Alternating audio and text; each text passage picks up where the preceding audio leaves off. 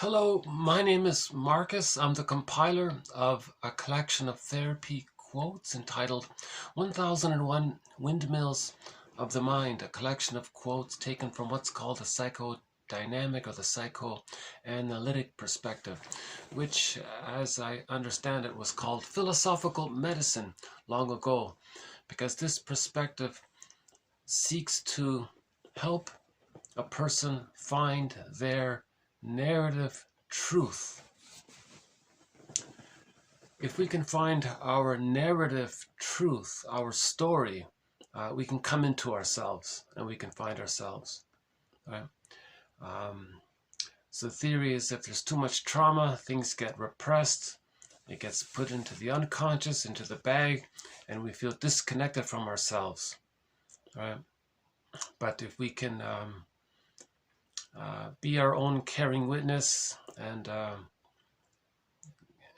lend our adult perspective to ourselves, maybe we can reclaim some of the material that we lost and come into ourselves. So Robert Bly says our golden ball is in the bag, right? So we want to get the golden ball back, but we need to give ourselves consciousness. That means we're giving ourselves trust. When the body-mind system feels that we're giving ourselves trust,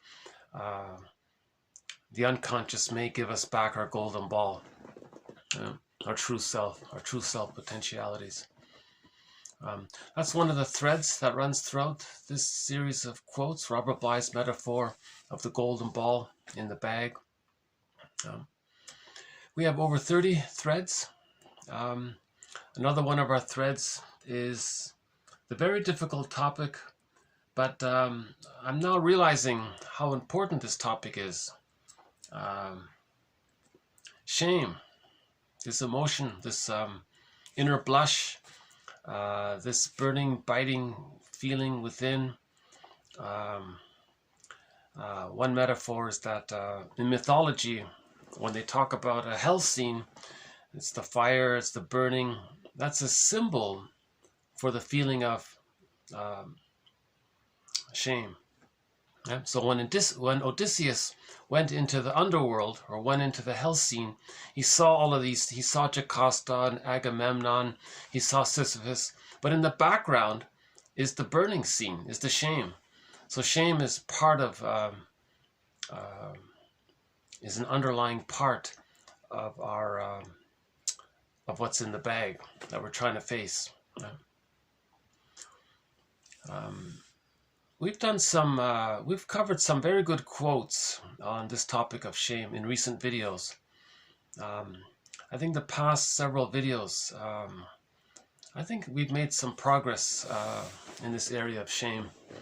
And in this video, we'll add 6 more quotes to shame as well. There's a wealth of material on it now. So that's an encouraging sign that for the past 3 decades, there's been this huge boom in interest in this topic. And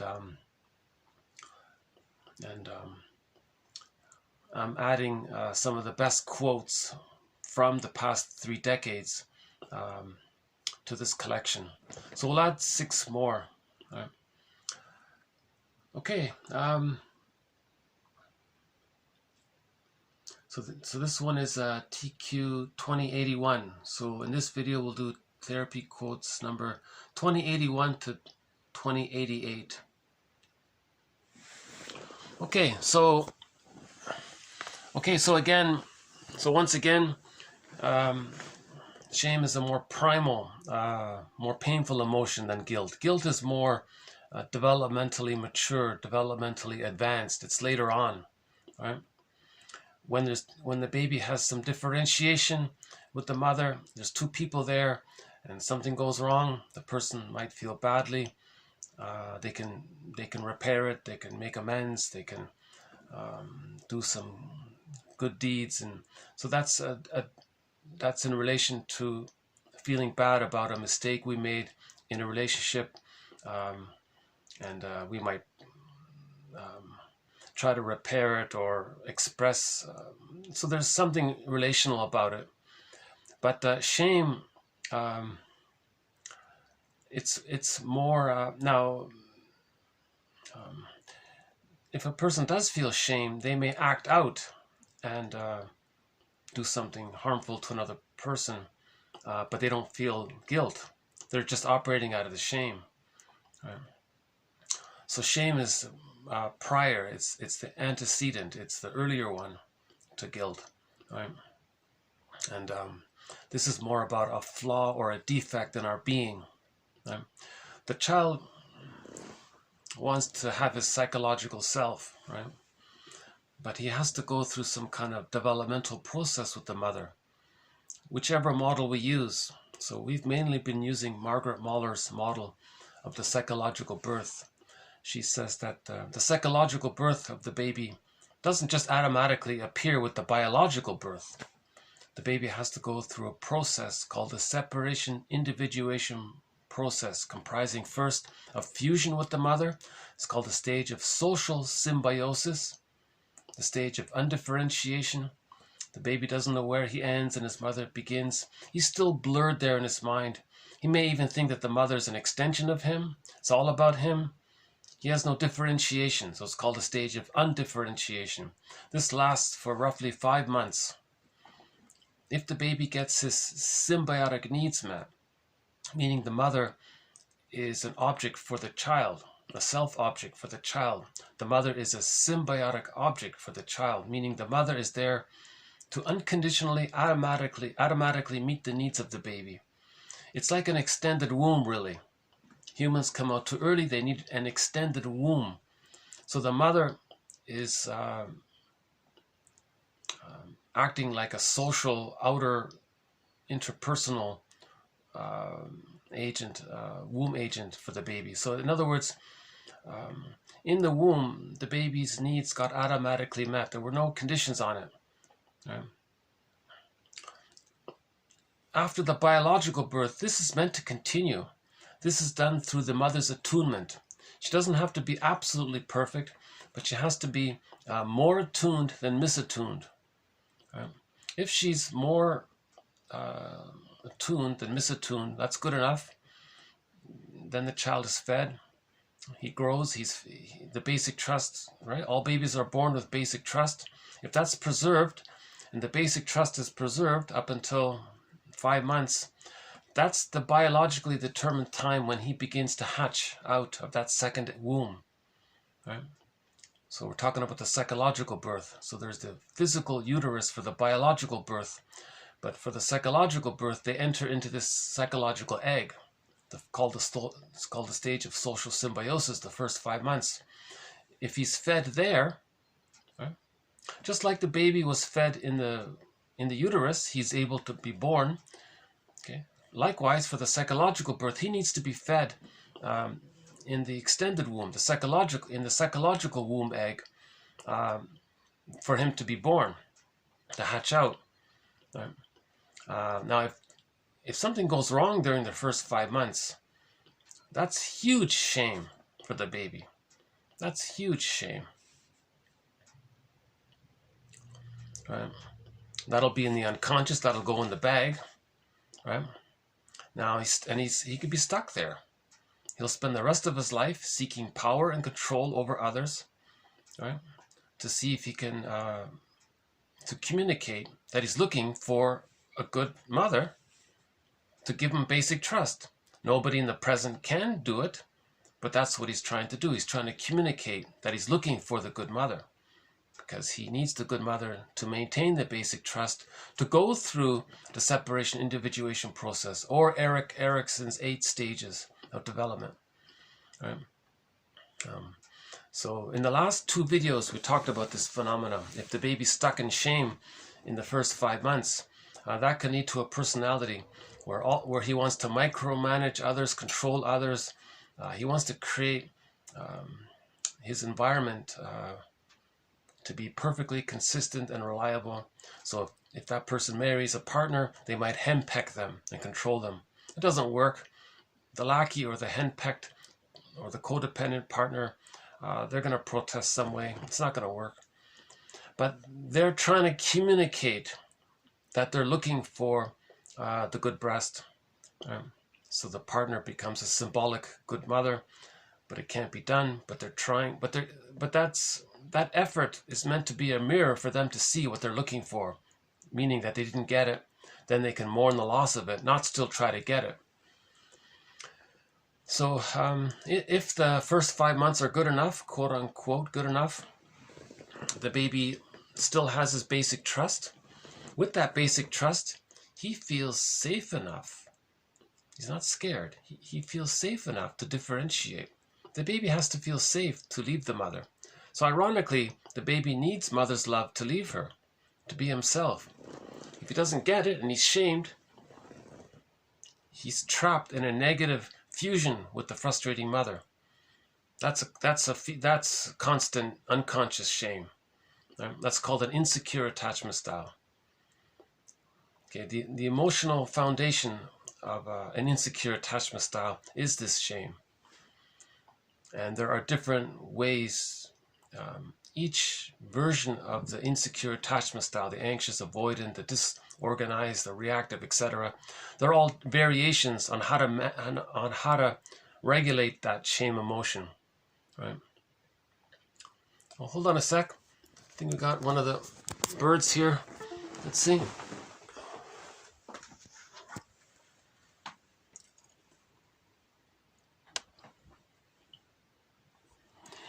You know, I saw a blue jay earlier today, so I'm hoping he might come back.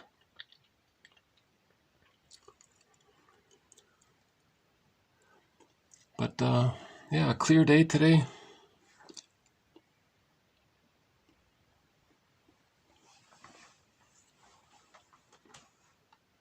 No? Okay. Mostly crows and a few seagulls. A rare glimpse of the blue jay, very rare glimpse. So,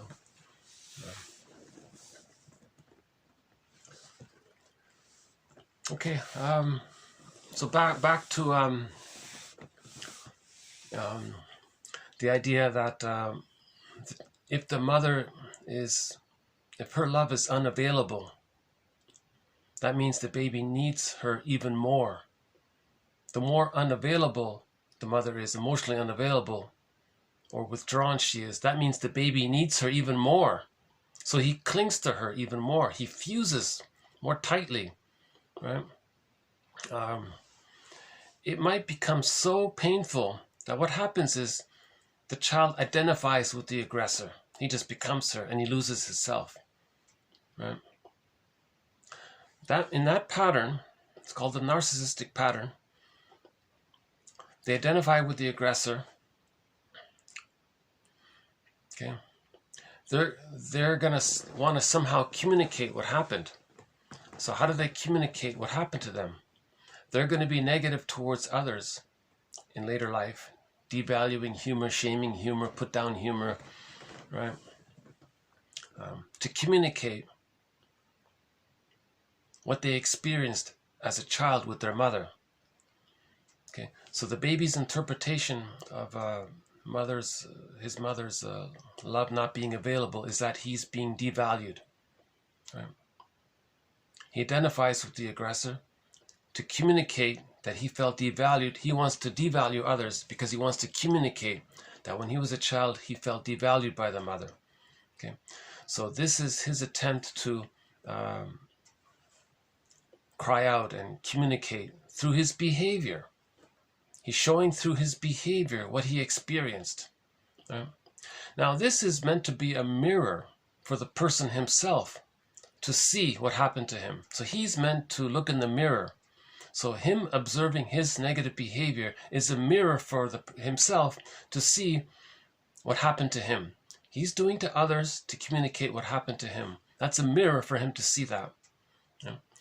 So that's the part of the psyche's innate drive for healing, that it creates these mirrors. His behavior is a mirror for him to see, because he's mimicking his mother, because he's adopted her mind. The theory is the child's ego gets submerged His mind gets submerged. There's a vacuum there. The mother's mind fills in. The child adopts his understanding of his mother's mind for his mind.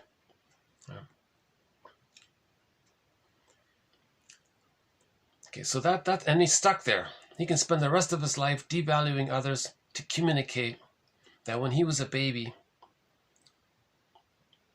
he was devalued by his mother. So he's showing through his behavior what happened to him. One author says it's as if he's saying to his mother in the mind, "Look, mother in the mind, I'm going to show you what you did to me. When I was a baby, I was innocent, and you devalued me. Well, I'm going to show you what you did." You see that non-threatening substitute other out there? Okay. I'm going to see my innocence on them because they're safe. So it's a safe substitute other. Now I'm going to devalue them because I want to show you what you did to me. So this is the person's battle with the mother in the mind. Right? They're angry at the mother in the mind. So they're trying to show her up, so to speak, or express their anger at the mother, embarrass the mother, show her up, somehow communicate it to the mother in the mind. Now it's a loop. It's a secondary delusion in a loop. It doesn't work because who's he talking to? He's talking to a memory of his mother in the mind, an image. This image is not going to fly out of the person's mind, fly to where the actual mother is, enter into her, make her realize what happened. She has a huge emotional upheaval, awakening, picks up the phone and gives a heartfelt apology and makes reparation. Nor is the person going to travel back in a time machine, morph back to the nursery scene, change what happened and correct it, and then morph back and travel back. And these kinds of things are not going to happen. Right? All he's able to do is observe for himself that he's angry at his mother in the mind. He can't think in his fantasy that the mother in the mind is going to cause a change in history. He can't change history. But him doing this is creating a mirror for him to know his history. Okay? We're trying to find narrative truth. We're looking for narrative truth. We're looking for a true personal history. Right? So one quote is, "Projection is the means of bringing repressed material to consciousness." And we can expand on this quote. Okay, so the negative magic gesture, okay, doing to others to communicate how you were treated over and over again. It's a negative magic gesture. It's like on a loop. Okay, this repetition compulsion, like projection, because in the repetition compulsion, the person might see their unloved self onto others and then coax them to show some sign of distress. Then they can fantasize that they're unloved, the other person's unloved, and that they're the aggressor. Right? So this is called projective identification, where you're coaxing someone else to express something that you're denying about yourself. Okay, so the projector felt shamed, devalued. He wants to see shame and devaluation in the other person, so he doesn't have to see it within. In his mind, he's constantly being shamed by his mother in the mind. In the memory, it's timeless, right? There's no time in the unconscious. So he's constantly being shamed and belittled by by the image of the rejecting mother in his mind that he created. He can distract himself from it, right, if he shames someone else and sees them shamed. But he's still being shamed. Okay, so one quote is about the shame fallacy. No matter how much a person shames another person, it doesn't empty their shame tank. Okay, this is an active thing that's happening constantly. All he's able to do is distract himself, get his attention out of himself to avoid the pain of feeling that he's still being shamed by the memory within. And I'm going to show you a clip from an opera scene in reference to this. Okay, so hang on, I'll show you this opera scene that describes what I just tried to describe. I think opera does a pretty good job sometimes. Okay, so Okay, so negative magic gesture, repetition, compulsion, projection, projective identification, transference, acting out, etc. Okay, prejudice, etc. All of these immature reactions by the baby to cope with his anxiety, to observe them now in the present. These are mirrors to bring repressed material to consciousness. Repetition compulsion is the means of bringing the traumatic script to consciousness. Right?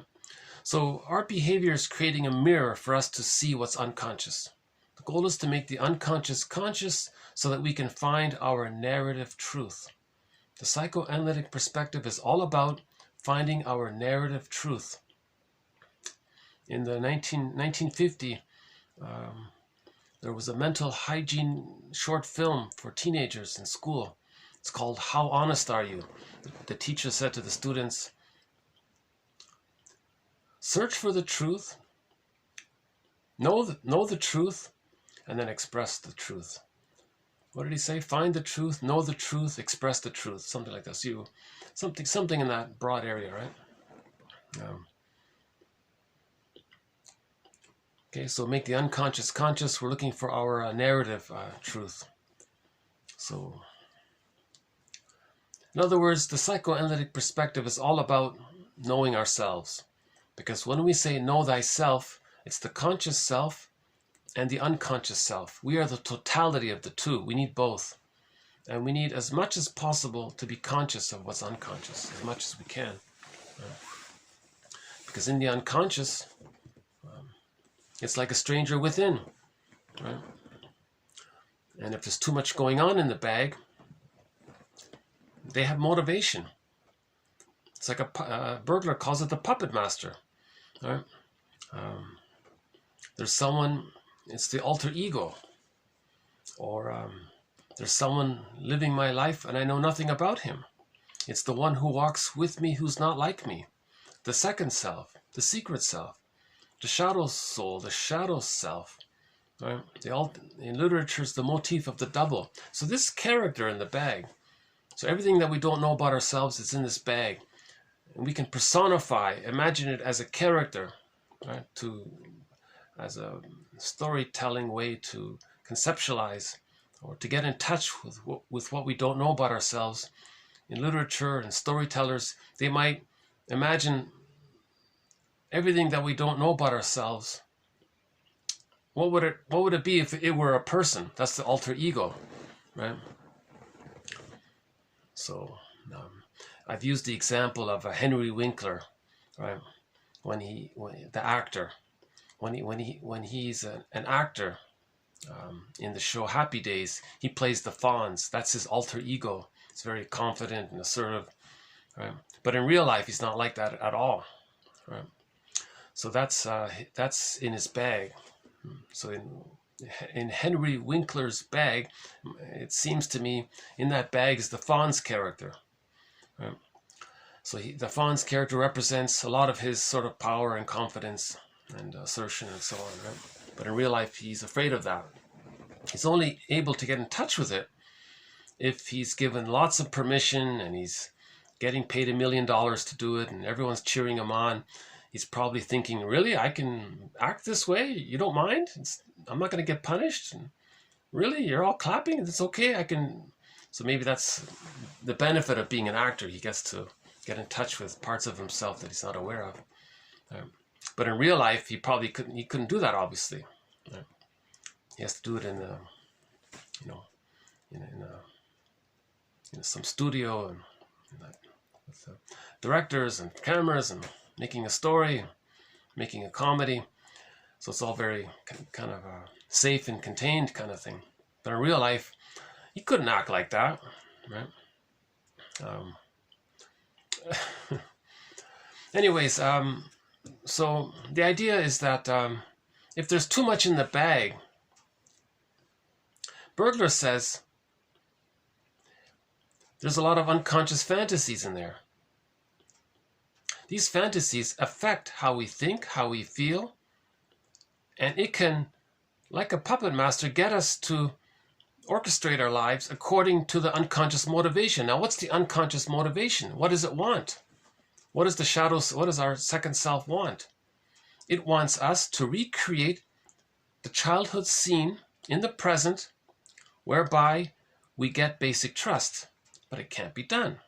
If it's lost, that's a one-time deal. You can't recreate it, you know.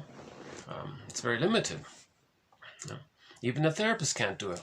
The therapist just helps you to interpret what you see in the mirror through your behavior, right? So you can't get it, right?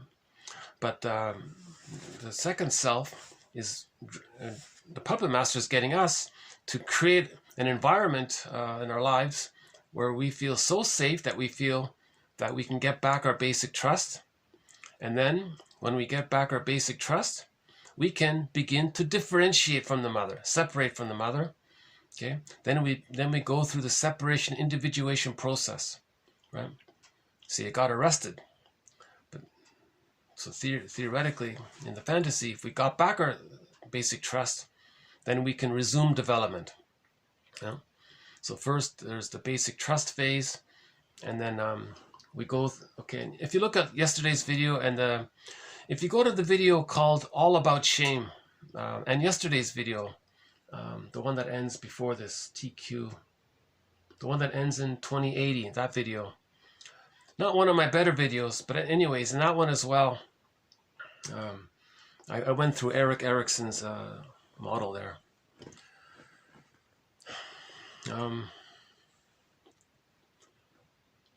So back to Mahler. So there's the psychological egg. If we feel safe, if the basic trust is still there, we're not shamed, we still have the basic trust, we differentiate.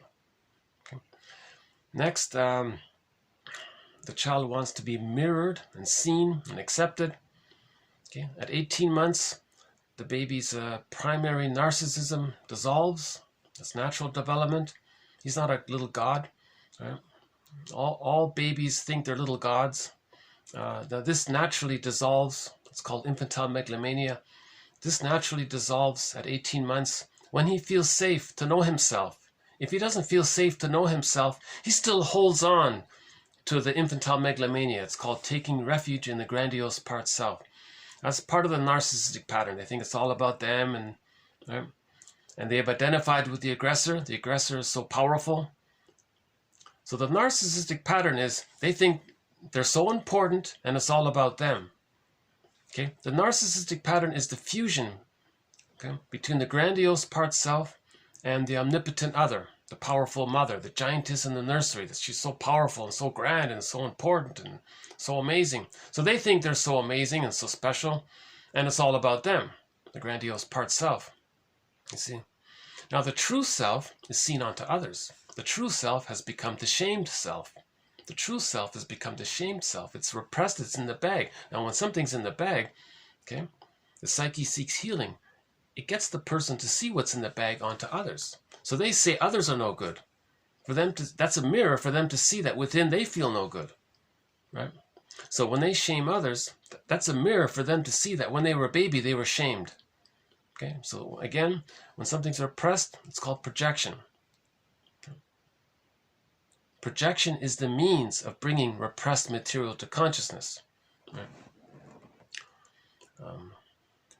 Yesterday, I think we made a good point. When there's projection, when you see your shamed self onto someone else,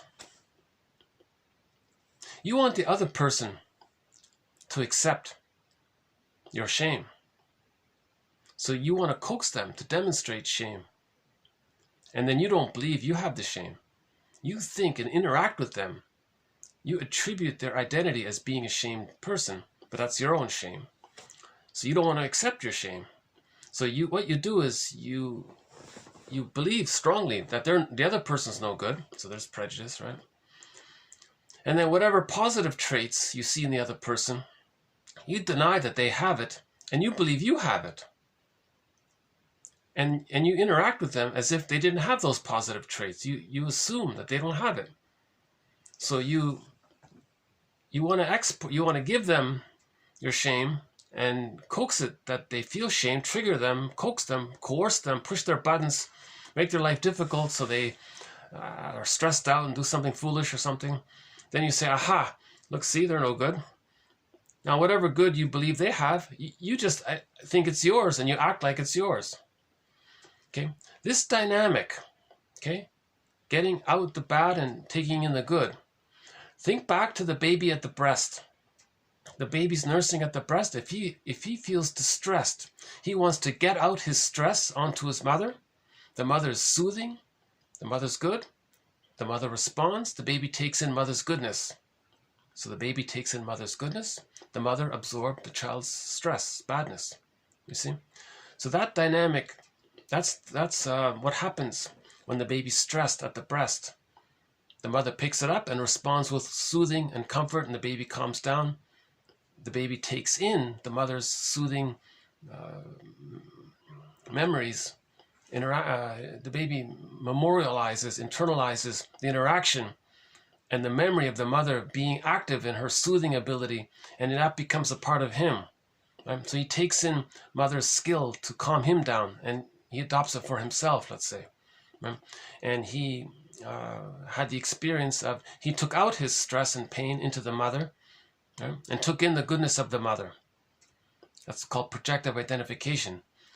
Now, if this doesn't take place, if the mother's misattuned or malattuned, this doesn't happen, in later life, the person's going to try to do that. They're still going to try to do it. They're still going to try to get symbolic breasts, others to be symbolic breasts, meaning they want other people to demonstrate shame or their pain or their sadness or whatever they don't like about themselves, what they believe, think, their memories, their experiences. They'll blame the other person. They'll accuse the other person of what's true for them. So whatever's true for them that's painful, they want to get it, make sure the other person shows signs of it. Okay, so they're always looking for a reaction for what they're projecting. Okay, because go back to the baby wants empathy from the mother. So in the present, the person reacting, that's a form of a move towards empathy by the other person. They want empathy from the other person. So the best they can do is get a reaction from them. Now, if they get a reaction from them, they think that the other person is taking in what the projector is denying. Okay. Now, at the same time, whatever the lackey or whatever good traits they have, they just assume it's theirs. So they're replaying that dynamic of the original dynamic between the baby and the nurse and the nursing. Right? They're doing it in the present. So just, in other words, the question is, how do we describe the grown-up, the physical grown-up version of that babyhood dynamic? Right? It's called projective identification. Coax others to demonstrate what you don't want to admit about yourself. Act like you own the good thing that belongs to them and think it's yours, and you think it's not theirs. So you're trying to do that cycle again. Now, this activity in yesterday's video, all of this is an attempt to go back to be reunited with the breast. They're seeking fusion with the mother. Remember, the mother has to be a symbiotic object for the baby. So that's the stage of fusion. So they're going back to the fusion. So projective identification is recreating in fantasy the fusion. Because if the fusion is there, then the baby can take out his stressful, bad pain. The mother responds with love and support, and the baby feels better and takes that in, right? So projective identification, they're trying to recreate the fusion with the breast, with the person. They're trying to create that interaction. That's a key point, I think. I don't think it's appreciated very much. One example was the codependent wife, always self-sacrificing herself, pleasing. She's the clinger. She's pleasing the guy, but the guy was a stinger, very negative. Finally, after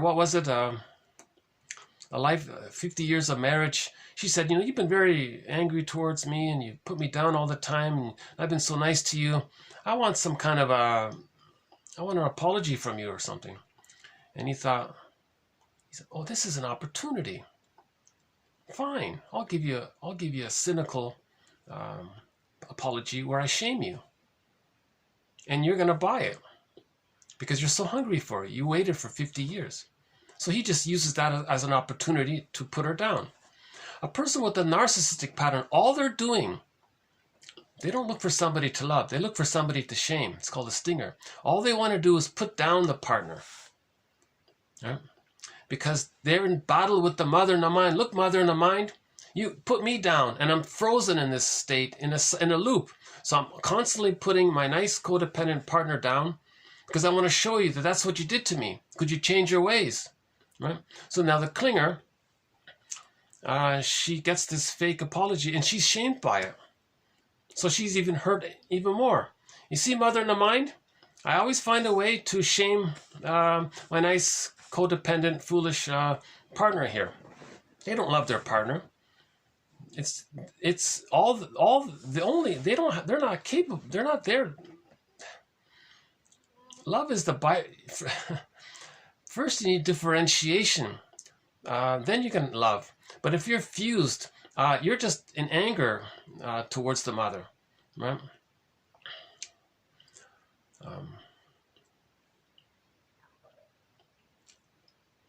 So if the codependent partner has a reasonable request, he may just take that as an opportunity to shame them even more, because he's trying harder and harder and harder to say to the mother in the mind, look, mother in the mind, I'm still being devaluing and cynical and negative towards this nice, innocent, codependent husband or wife or whatever. I'm showing you, mother in the mind, what you did to me, right? See this nice partner I have for 50 years who's been so nice to me? Right? They're innocent. They've been so... Well, when I was a baby, I was innocent. And you were shaming towards me. You were devaluing towards me. You mocked me and devalued me and belittled me. And for the past 50 years, I've been showing you what you did, and you're still not getting it. So I'm trying harder and harder. So when the codependent partner said, can you apologize for 50 years of mistreatment? And, he thought this is an opportunity to really, maybe now, finally, the mother in the mind will get it. If I can really, and then maybe that'll be the last straw for the codependent wife. She says, oh my God, 50 years I waited for this apology, and that's how he responded. Maybe she realizes, oh, I get it now. People with the narcissistic pattern, for them, love and gratitude have, reparation, kindness, tenderness. These kinds of things haven't entered the psychological picture. Then they realize, oh my God, they've been using this childlike wish called sweet lemons, thinking that they can save the narcissistic partner and win the love. Because the codependent partner, the clinger, they're trying to master the trauma of the parent being negative towards them. So they marry a negative person and they want to change them, right? The play says, I love you, you're perfect, now change. So the clinger is constantly trying to save and reform the narcissistic pattern. It doesn't work. They have to heal. The narcissistic pattern has to look in the mirror himself if he's going to heal. The clinger can't heal the stinger, right? But the clinger is actually looking for love from the stinger. So finally the clinger gives up, right? And then they write a self-help book. Maybe one like this.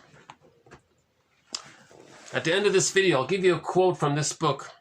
It's very good. It's called The Unhealed Daughter's Search for Her Mother by Kathy Carlson.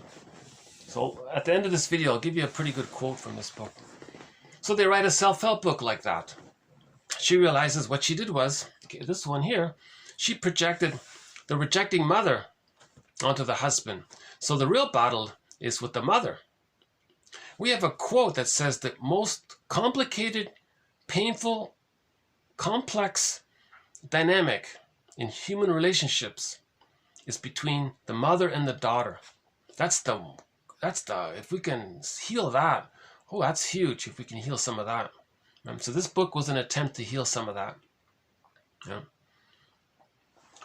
Why don't we just read that quote here? So yeah, the quote is this one. So she says in that book, the task of truly coming to terms with our mothers and our experiences of them is twofold. On the one hand, we need to see and forgive their humanness. And perhaps we too must be forgiven, right? And perhaps we too must be forgiven for the impossible expectations that we heap upon their heads.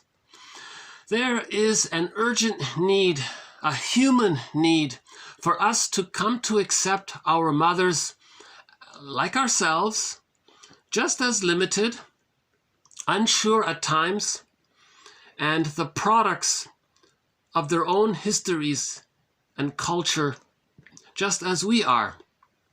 To grant our mother a personal self is to grasp that self does not exist for us. That, quote, mother is only a part of their lives, not the center and not the whole, is to take the first step of differentiating the person from the mythological. She's not a goddess. Okay?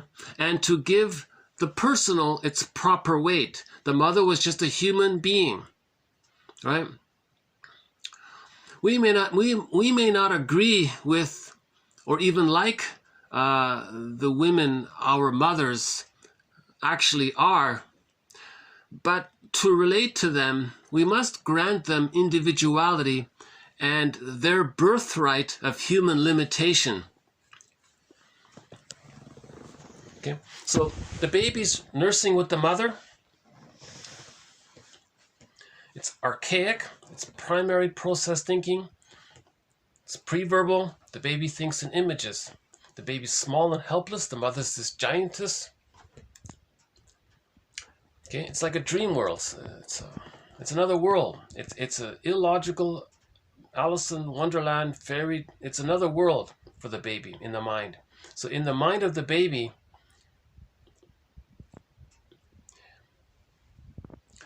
if the mother is misattuned, okay, doesn't get it.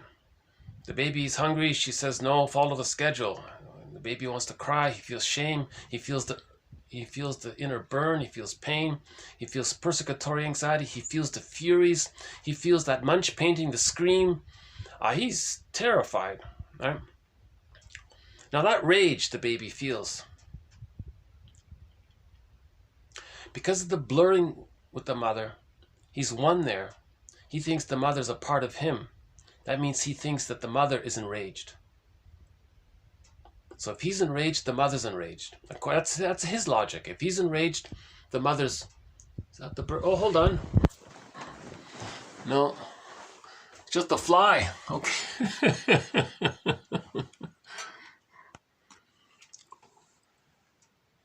Oh, there it is. Yeah, there it is.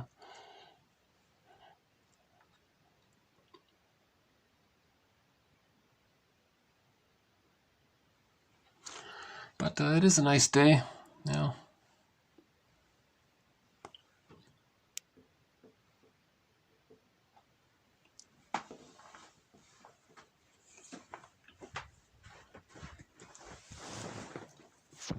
Okay, so if the baby's enraged, okay, remember the baby not getting his needs met, he's shamed by it.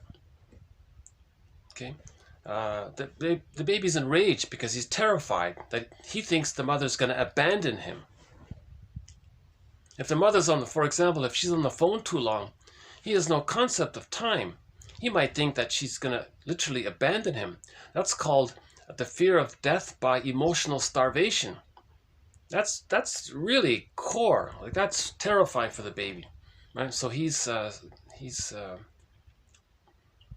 so that's the Edward Munch painting, right? So he's enraged. Now, at the same time he's enraged, he thinks this giantess in the nursery, this all-powerful grandmother, is enraged, just like he's enraged. So picture it from the baby's point of view.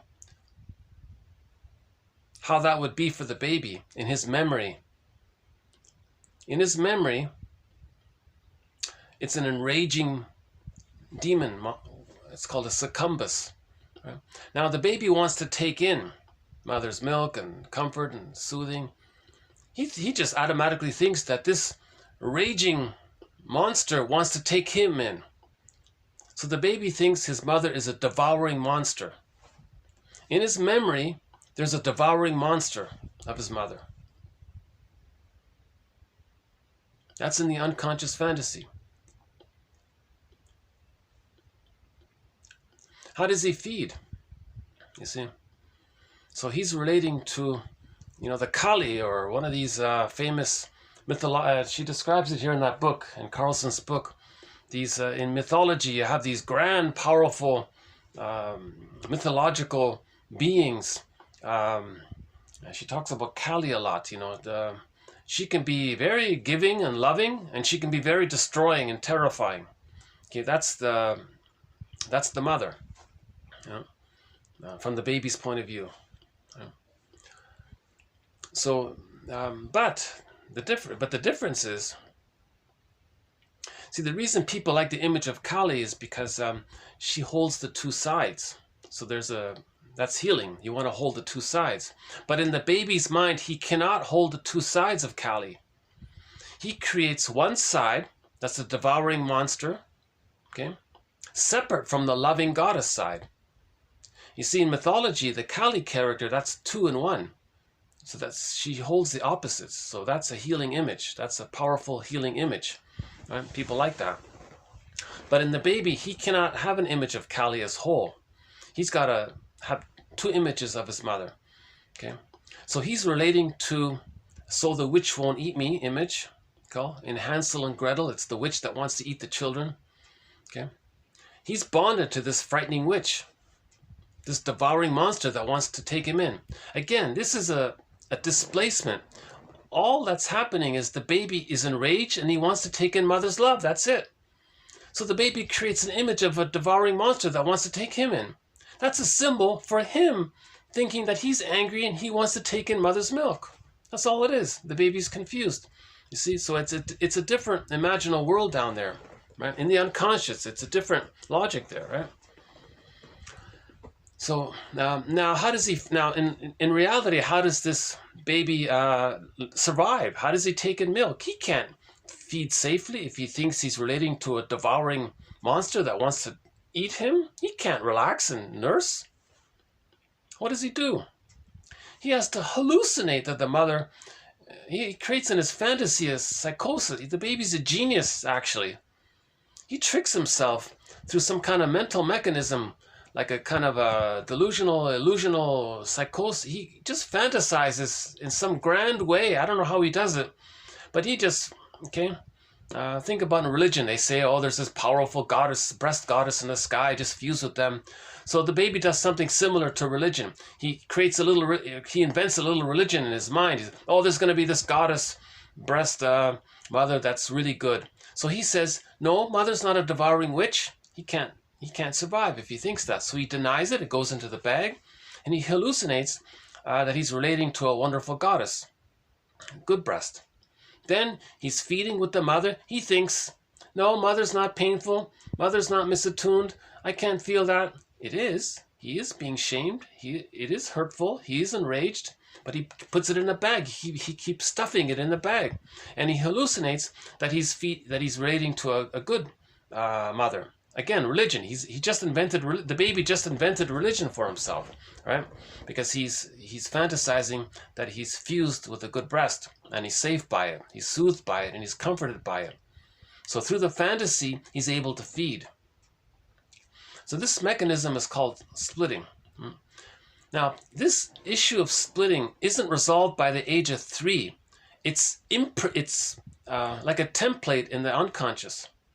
If it's a template in the unconscious where the person has the memory of goddess and demon still going on, if goddess and demon is still going on in the bag, you see, that means in later life, they're going to project one or the other. They're going to either project the devouring monster mother onto the husband and say how bad the husband is, and then they're going to be in rebellion. Now they want to control them, so they're going to fight back, so to speak, against the devouring monster. So they want to henpeck the husband. Okay, so they're in revenge with the mother, right? Or they see their shamed self onto the husband, identify with the aggressor and then does to them, is negative towards the husband, doesn't henpeck him, he's just negative, just hates them, because she wants to create a mirror for her to see that when she was a baby that she felt the mother hated her, right? Or, I guess that's the two main ways, right?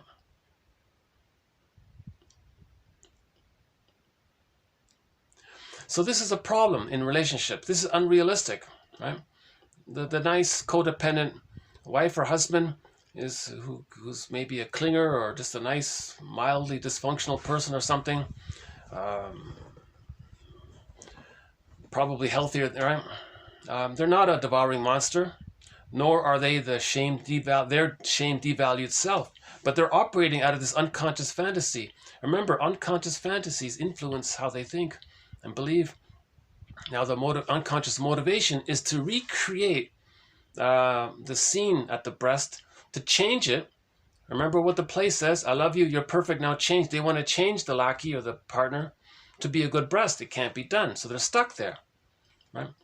So this complication between the mother and the daughter, this can get transferred onto others, right?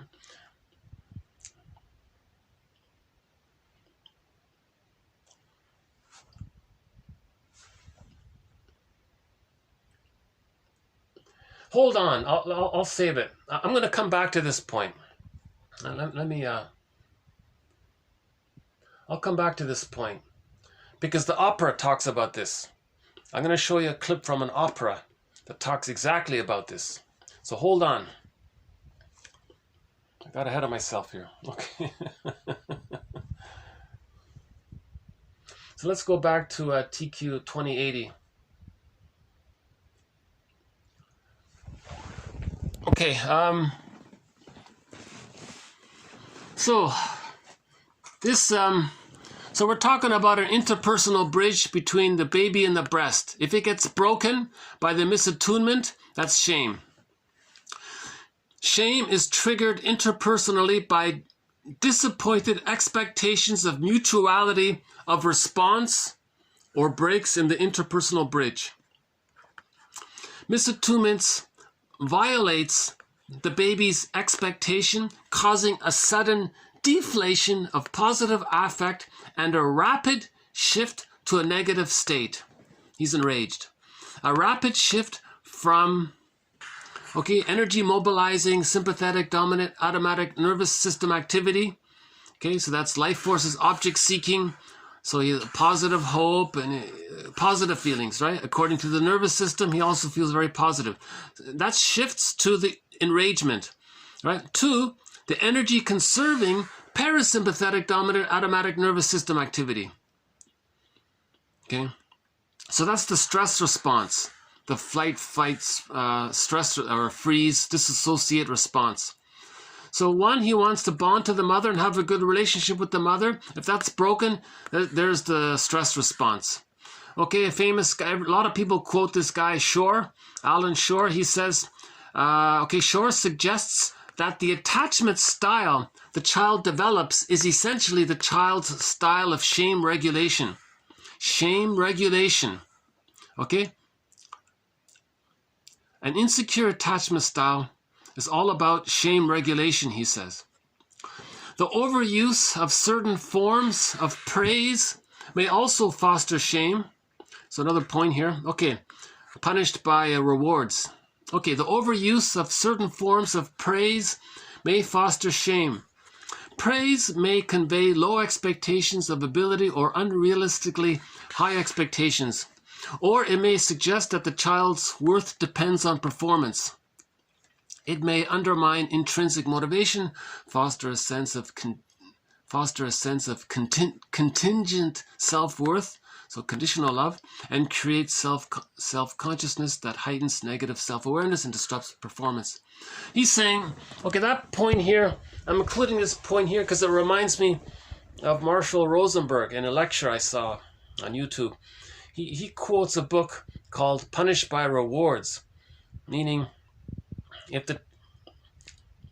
you want to encourage intrinsic motivation, but some people are like behavioralists. They say the child does some little thing and they offer great praise. Wait a minute, that praise is based on the assumption that I did something great for something little. Do you have low expectations of me? Well, that's shaming. So sometimes praise backfires. Sometimes praise actually shames. So you got to be careful about this praising thing. And Rosenberg explains, he recommends that book, Punished by Rewards. He talks about, I haven't read it, so I can't say much about it. But this quote reminded me of it. Right? And sometimes it links to conditional. Well, you'll only get praise on the condition you do such a thing. If you do something unique that's for yourself against the parent expectation, maybe you don't get praise. So then the child feels shamed. You mean if I'm doing something for my true self and you don't like it, I don't get praise. But if I do something that you want, that I don't like, but you like it, I get praise. That can be shaming, those kinds of things. Another activity that leads to shame is called parentification. Parentification, an extreme form of role reversal in which parentification, an extreme form of role reversal in which the parent looks to the child for acceptance, understanding, and support. Now, this may foster shame by conveying unrealistically high expectations. The child fails; he can't do it. The parent says, "Hey, little baby, your mother's distressed. Can you be in a way that makes me feel better?" The child says, "Wow, that's a high task. They can't meet it. They disappointed the mother. So they failed the mother's high expectations. The child concludes that they're no good. So they feel shamed by being parentified. Okay.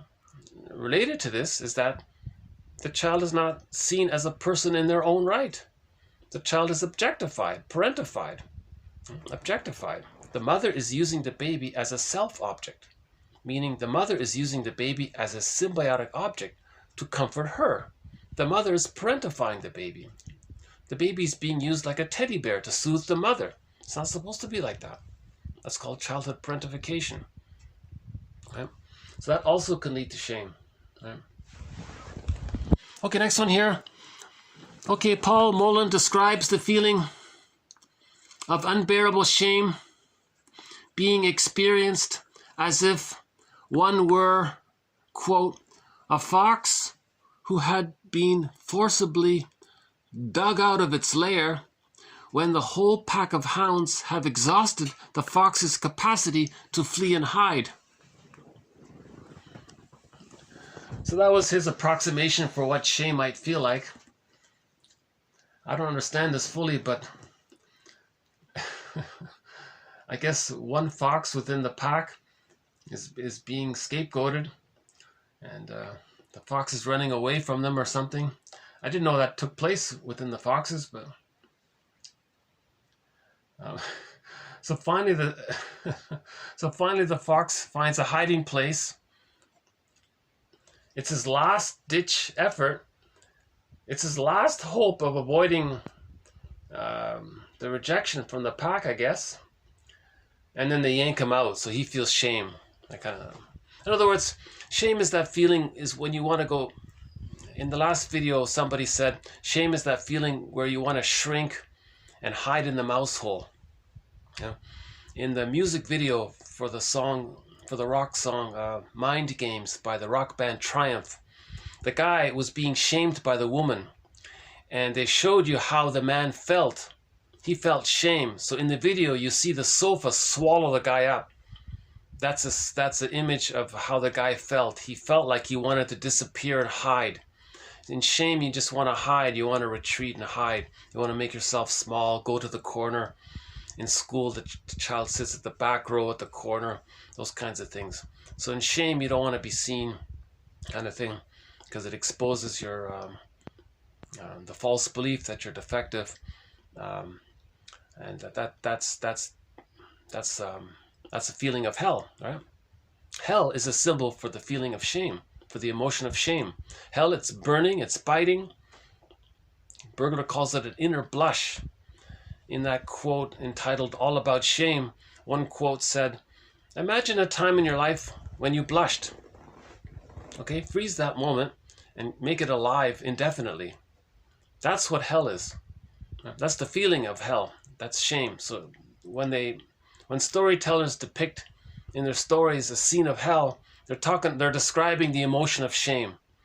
Again, myths and fairy tales describe internal dynamics. Myths and fairy tales describe what's going on in the bag. Myths and fairy tales are true on the inside, not on the outside. Myths and fairy tales are metaphors, symbols, metaphors, to talk about the endopsychic structure, the architecture of the unconscious, right? The traumatic script, the blueprint, the memories, the internal object relations theater, the internal world, the baby's memory map model of what he experienced that's problematic, and it's timeless in there. So it's timeless. Right? In the hell scene, it's timeless, right? Prometheus being pecked at, that was sort of timeless. Sisyphus rolling up and down, that was timeless. These things are all timeless. Myths and fairy tales are like dreams. Yeah? There's no time in there. Like you wake up in the morning, you had these dreams. There's no time in there. Something from yesterday blurred with something from 50 years ago. Well, there's no concept of time. Right? Myths and fairy tales don't care about time. It's a different logic in the bag. It's a different world. It's Alice in Wonderland in that world, right? But this world can affect us. That's the issue, right? So this is called object relations theory. Object relations theory is the study of the internalization of interpersonal relationships. The baby has an interpersonal relationship with the mother. They internalize it, create a map in the bag. The golden ball is there. The firebird is in there. Things are fragmented, so where the links, the missing links are, the gaps, all of this stuff is in the bag. So object relations theory is the study of the internalization of interpersonal relationships. If the child has an insecure attachment style, there's a lot of shame. The goddess and demon thing is still going on in there. That distorts reality. Yeah. And they spend their lives constantly trying to recreate the scene of the crime in the present to see if they can get a better outcome. But it can't be done, and they're stuck like Sisyphus. Their main emotions are hate, greed, envy, spite, vindictiveness, and schadenfreude. Right? The personality patterns that spring forth around trauma before 18 months, the hostile, provocative attachment style, the bully, but Iago, spreads rumors, gets others against themselves, hates everybody. The narcissistic pattern, the stinger, thinks he's so important, he wants to put others down, to communicate the dynamic that was painful for him at the breast with the mother.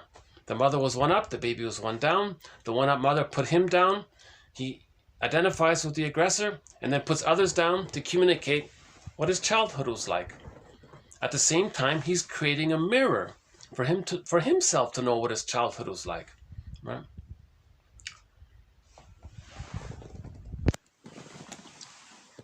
Okay, so shame.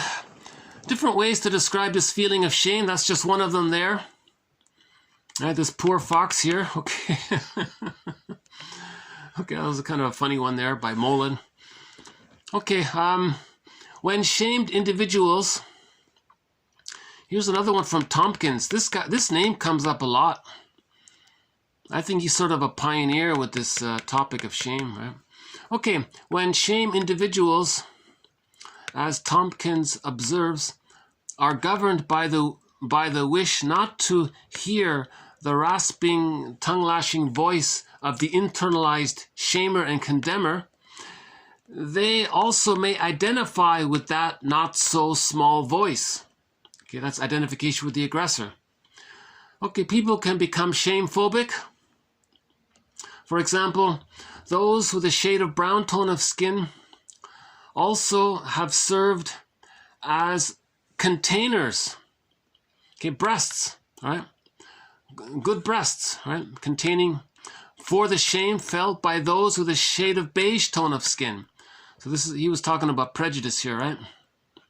Now the former, okay, those with a shade of brown tone of skin, have been forced to carry a crippling, heavy burden, not only of their own shame, but the projected shame of those with a shade of beige tone of skin. Okay, Kaufman explains how prejudice is fueled by affects such as shame, contempt, etc. He was making the point here, everyone is dealing with shame already.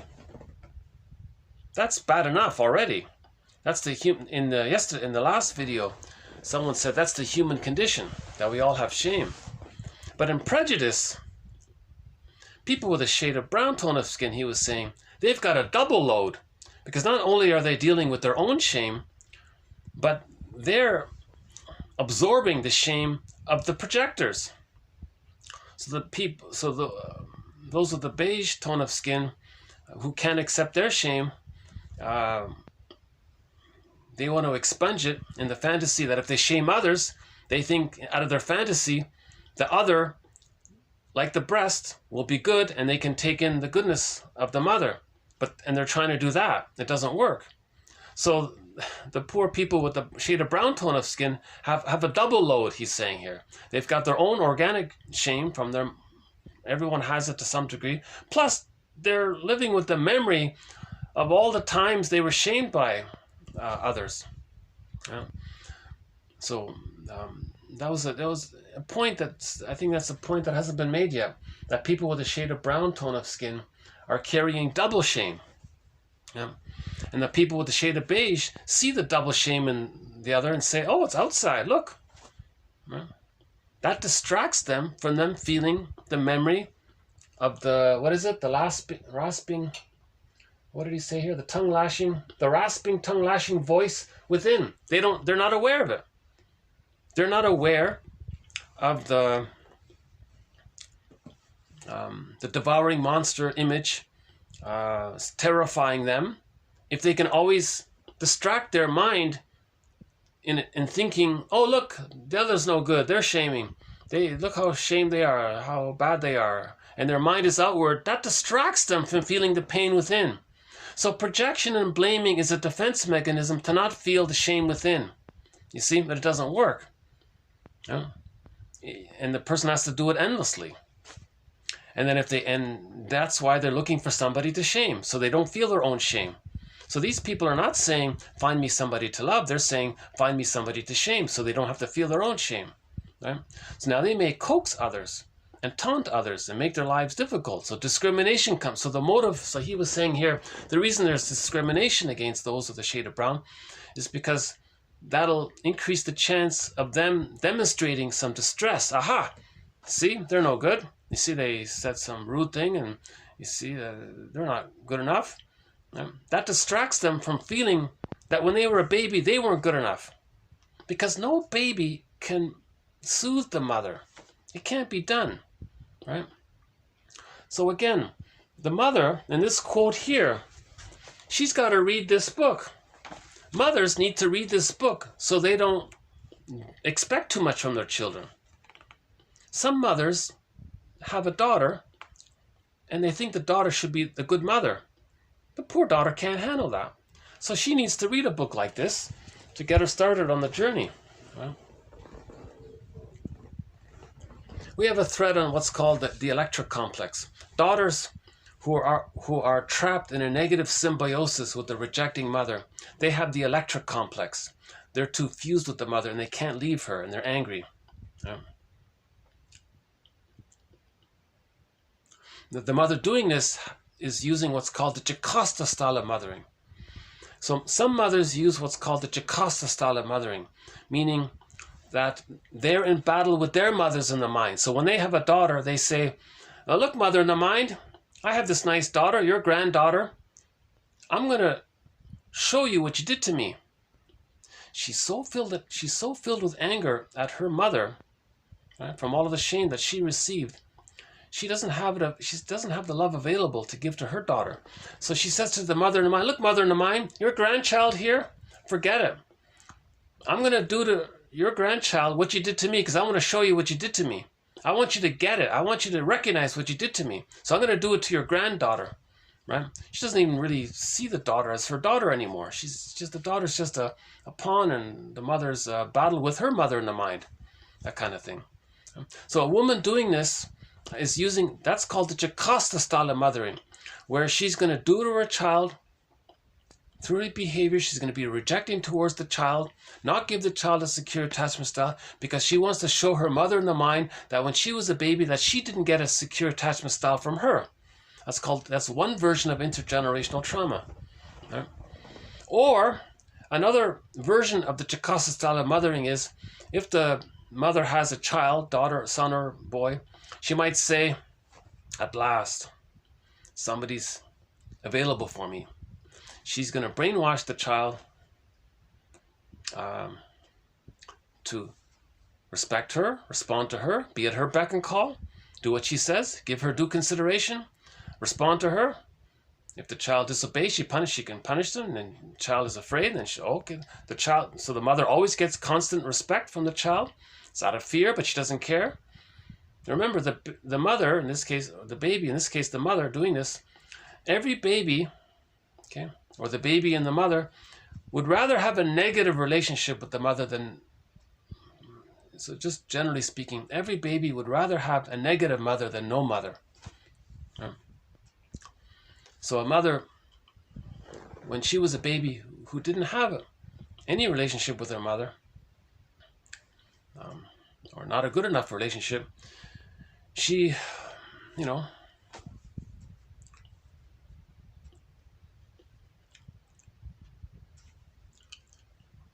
I covered that topic in previous videos. I have to confess, I am having a little bit of a off day today. So my delivery is a little bit limited here. Okay, let me just take a quick stretch here.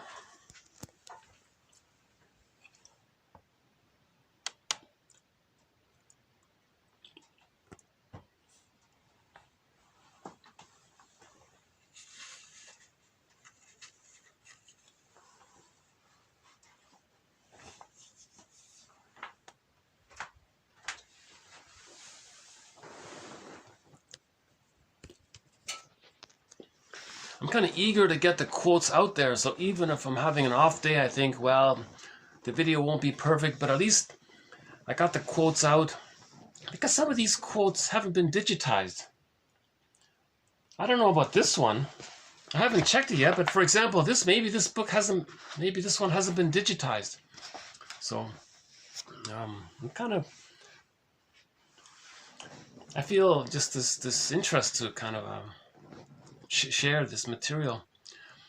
In particular, these quotes about shame. I feel like we've hit on an important topic, right? Remember, this is the elephant in the room. Nobody wants to talk about shame. It's taboo, right? Now, again, we're not talking about victims of the plunder system.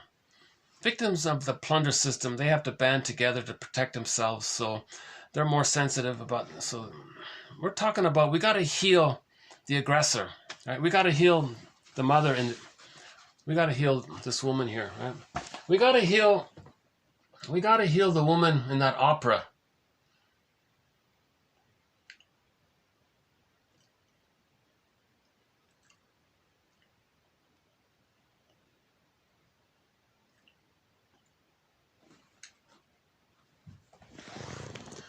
Okay, why don't we do that opera one then? Hold on. Okay, let's go to this opera one. Okay, this opera one.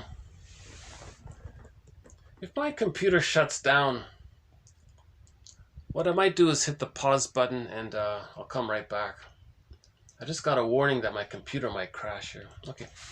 There's an opera called Lucia di La Mermou. Is that right? Lucia di La Mermou. Somebody wrote an article about this opera in relation to shame. So apparently back in the 1600s, somebody wrote a play based on a true event. So just briefly, according to Wikipedia, there was a family feud. Two different families were arguing with each other. So the guy in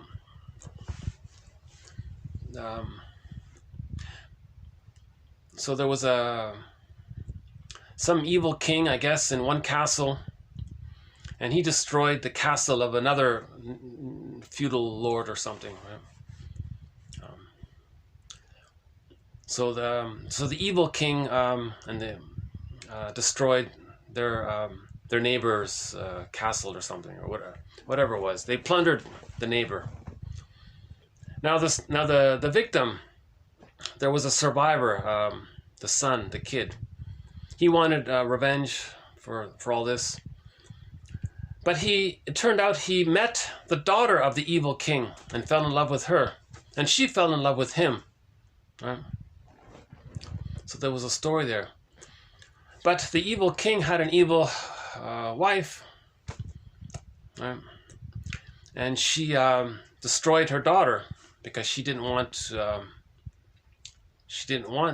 her daughter to have a relationship with a member of the family they just plundered, because they plundered their neighbor, right, or something like that.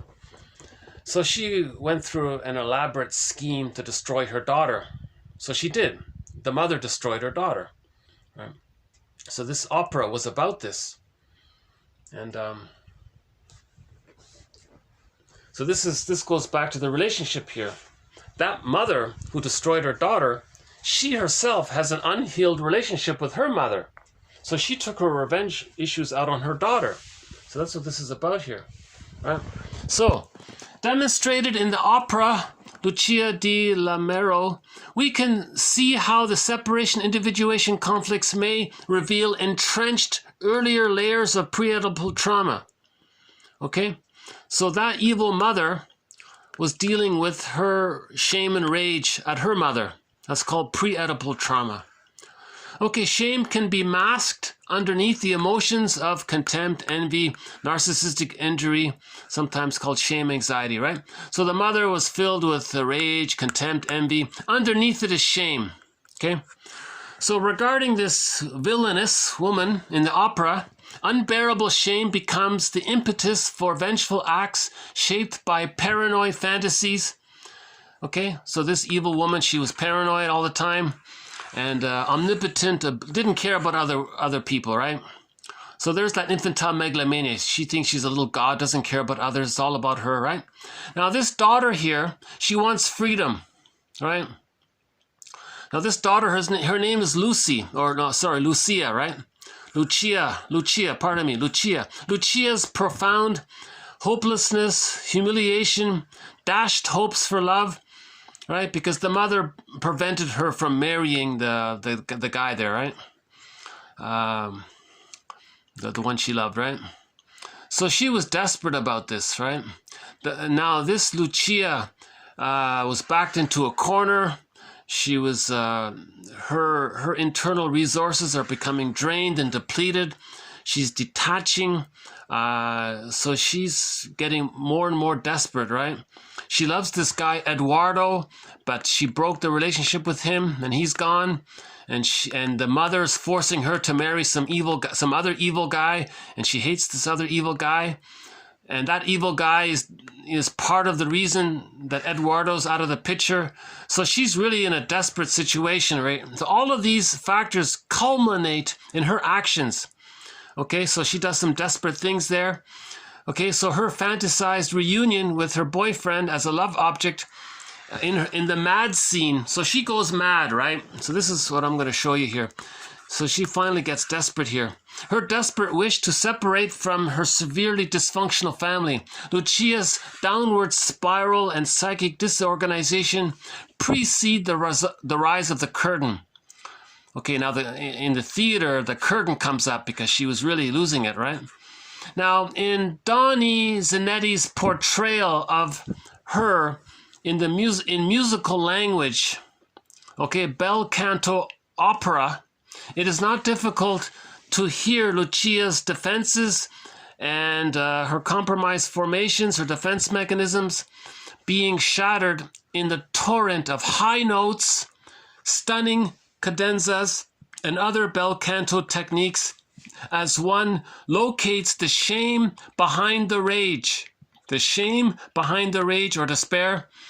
Lucia's marriage to this evil guy, it was an arranged marriage by the evil queen, right? Lucia's marriage to this terrible guy, Arturo, ultimately brings her to irreversible disgrace. In other words, this author here, Nagel, right? This author here was saying that it was just shame upon shame, and now she was backed into a corner, and it all came, right? So I thought that was an interesting thing here about this story. So here's that opera I was talking about. Somebody did an interesting thing. They compiled 49. So this is just half a minute from the opera. So this is called the Mad. This is from the Mad Scene. The song is called Spargi di Amaro Pianto. It means the tears are being spread. The bitter. What is it again? The bitter tears are being spread. Okay, so her shame. Okay, her bitter tears are being spread. Right. So the song is called this. No. Spargi d'amaro pianto. That's the name of the song. Spargi d'amaro pianto. You got that? Okay. Spargi d'amaro pianto. Oh boy. Spargi d'amaro pianto. Spargi d'amaro pianto. Okay, so that's the song. So this is just a part of the song, 35 seconds of the song. So the woman's feeling shame, the pain of the shame, the bitter tears, right? And the mother destroyed her boyfriend. The mother wants her to marry some evil guy. The mother can't. Lucia can't take it, so she's screaming these bitter tears. So this opera is in relation to Lucia reaching this point where it's like the final straw on the back. She can't take it anymore. Right? Number 3. So this video compiled 49 versions of this scene where she's losing her mind, basically.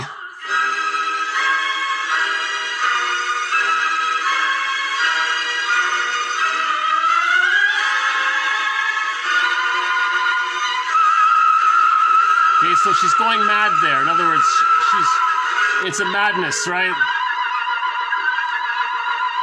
Number 4. So there's Lucia, and there's the guy she loves, right? She loves him, but her mother got rid of him and wants her to marry some evil guy, right? Right, again, so Lucia loves this guy. The mother took him out, and is forcing her to marry some bad guy that she doesn't like. Right? So that's the Mad Scene. What does she do here? How does she fight back? She's stuck.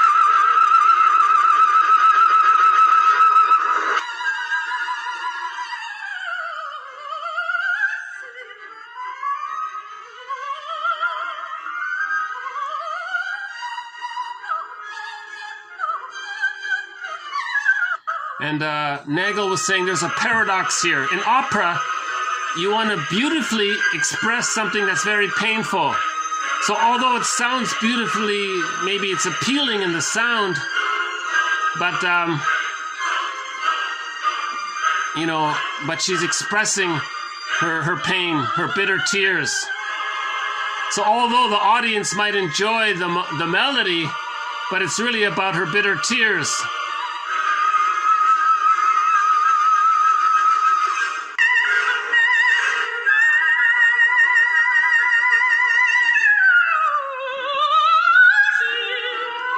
Here, now I'm going to show you one version here. If I can find... Hold on a sec.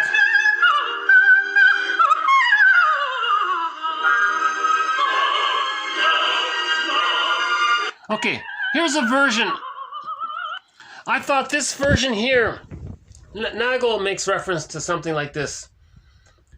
In the play, in the opera, the audience member sees what's in her mind. Okay, so this scene here shows what's in her mind.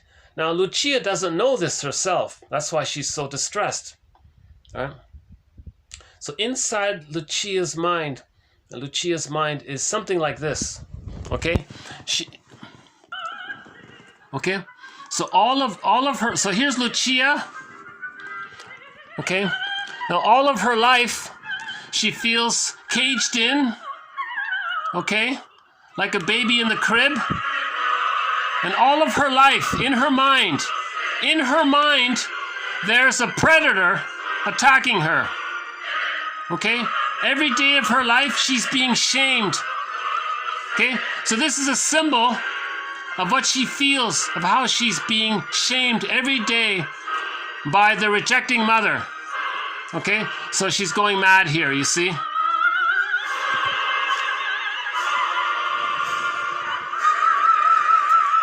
And different operas show different versions of this thing here.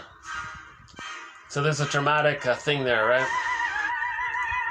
And there are 49 different versions of this. But that scene was good because that's what's in her mind. That was a crib, that was the nursery.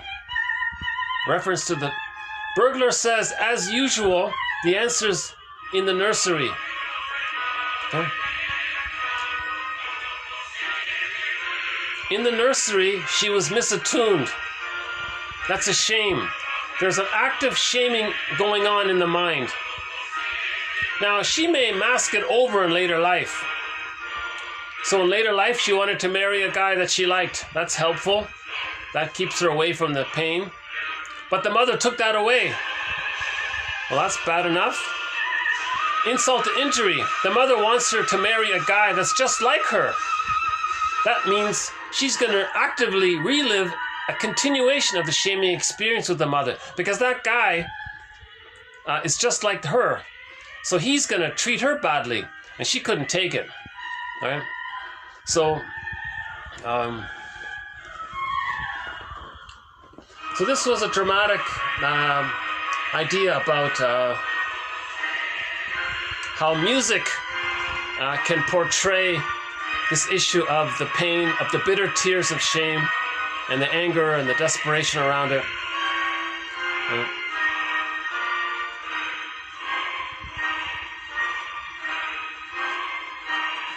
And the guy who put this video together, he wants you to watch all 49 sopranos, and he wants you to tell you which one do you like the best.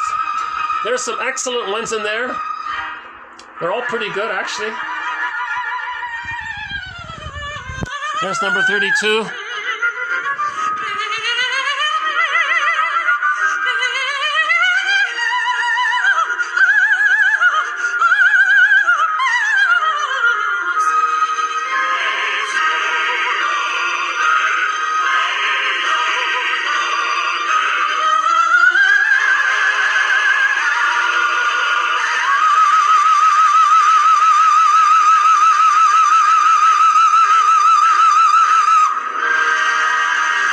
Okay, so on that note, I'll leave it there.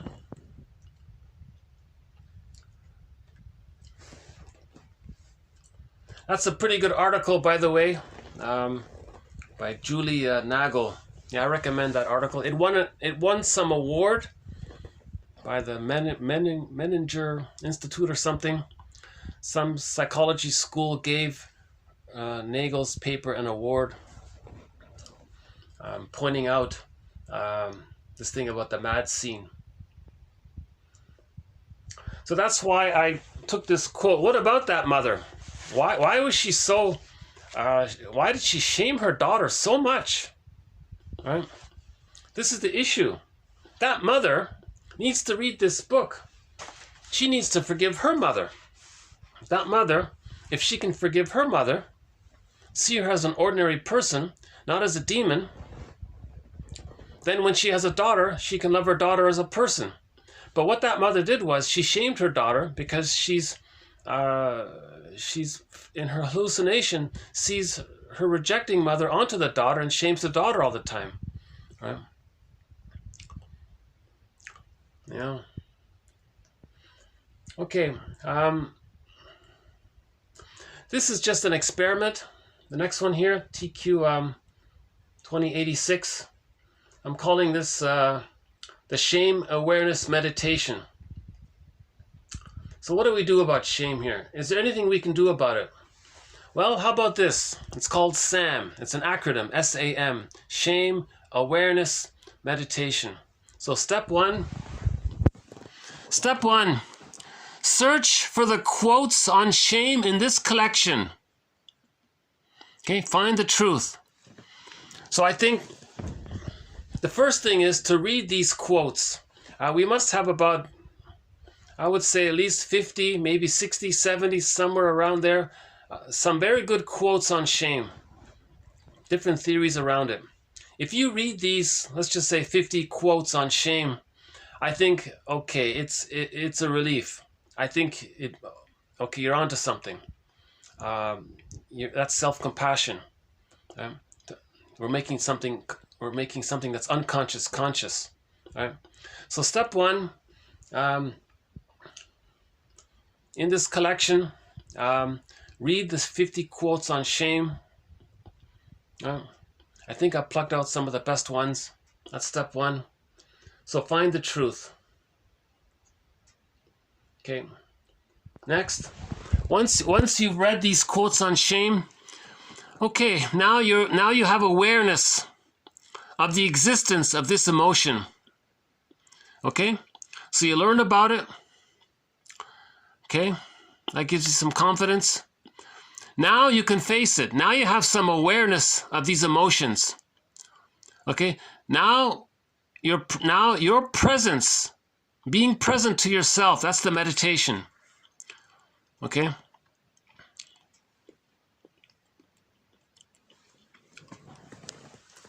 So the exercise is, whenever you're feeling stressed, just say these 3 words. Shame, awareness, meditation. And hopefully that'll trigger, number 1, you read those 50 quotes on shame, so you have the understanding. If it's entrenched, it'll be automatic. The word awareness triggers, well, awareness is good, self-awareness. There's a whole self-awareness movement. So your meditation triggers you're present to yourself. So shame, awareness, meditation. Shame, awareness, meditation. That's an experiment. Again, I'm not a therapist, so there's my disclaimer. But see what you think. Okay, next one here. Oh yeah, so I borrowed from the movie How Honest Are You? So let's just review that one a bit.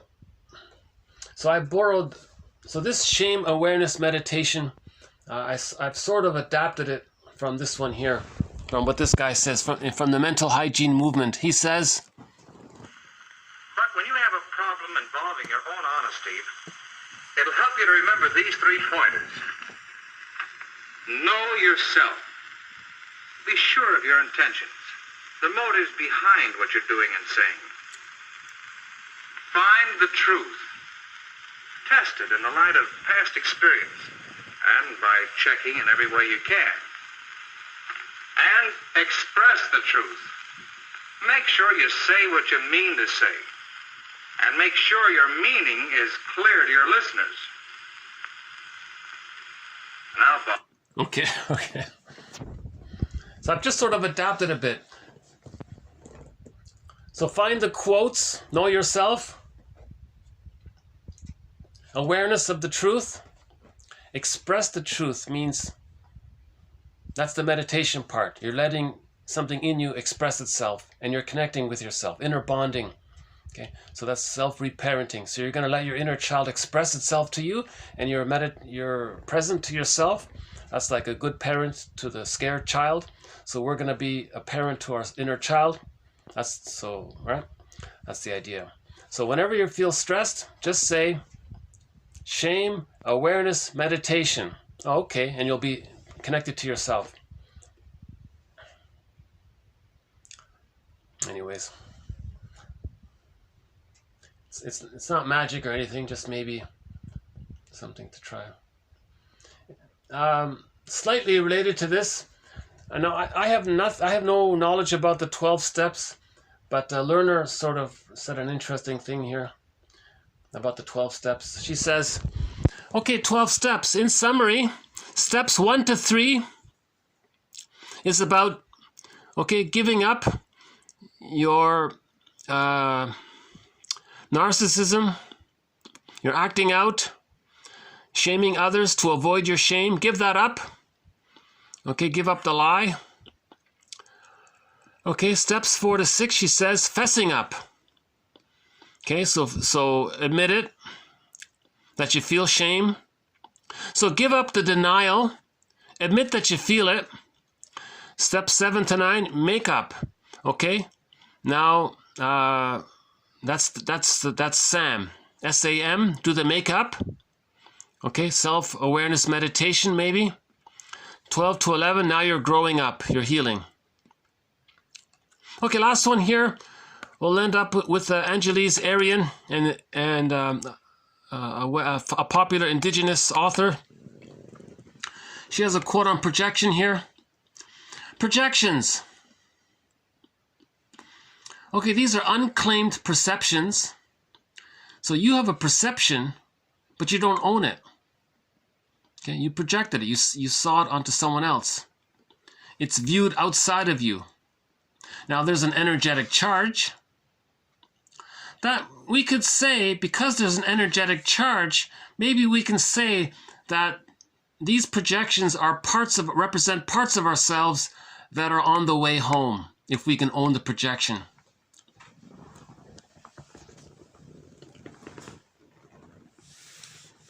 Okay, so if shame is unknown, it's repressed, you say someone else is no good, and you have a strong opinion about that, that's the energetic charge. You're so convinced that the other person is no good. There's something flawed with them, they're defective or damaged, or okay, that's a projection. That's a mirror. You look in the mirror, now a part of you is on the way home, coming back to yourself. Then you feel anxiety about that. SAM, shame awareness meditation. Okay, so the embarrassment is there. Okay, the embarrassment, that means the shame is there. Okay, the shame means, okay, S, those quotes. Okay, search for the quotes. Recall the 50 quotes. Oh yeah, what do those quotes say? Oh yeah, shame. Okay, a break in the bond with the mother. Okay, so that's an insecure attachment style.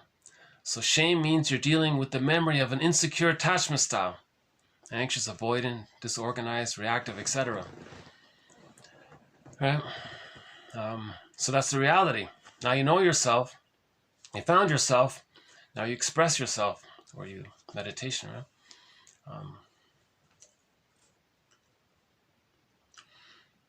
And self-compassion. This is the human condition. Everybody's dealing with shame to one degree or another. But most people have it. Yeah. So, one estimate is that 70% of people in North America are dealing with an immense amount of shame. They're regulating it. They're hiding it. I mean, they're masking it through their dysfunctional behavior, called rescue stations. Or confessions to lesser crimes, emotional eating, or blaming others. Prejudice is a confession of shame. If a person has prejudice, that's a confession of shame, right? Absolutely. Prejudice is a confession of the shame, of an insecure attachment style. right? Prejudice is confession. That's a mirror for the insecure attachment style. That brings up the shame. Then you try this meditation exercise. Sam, read the 50 quotes. Okay. If you read the 50 quotes, okay, you'll understand, you'll accept yourself. You'll have self-compassion. If you read these 50 quotes, you'll feel connected to, I think, okay, I'll talk about myself. When I read these 50 quotes, I felt a little more connected to myself. I feel a little more self-accepting of myself. I feel like, okay, I understand myself a little better. So I settle into myself a little better. I feel better. Ironically, I feel better. After reading these 50 quotes on shame, I feel better. I do. You know.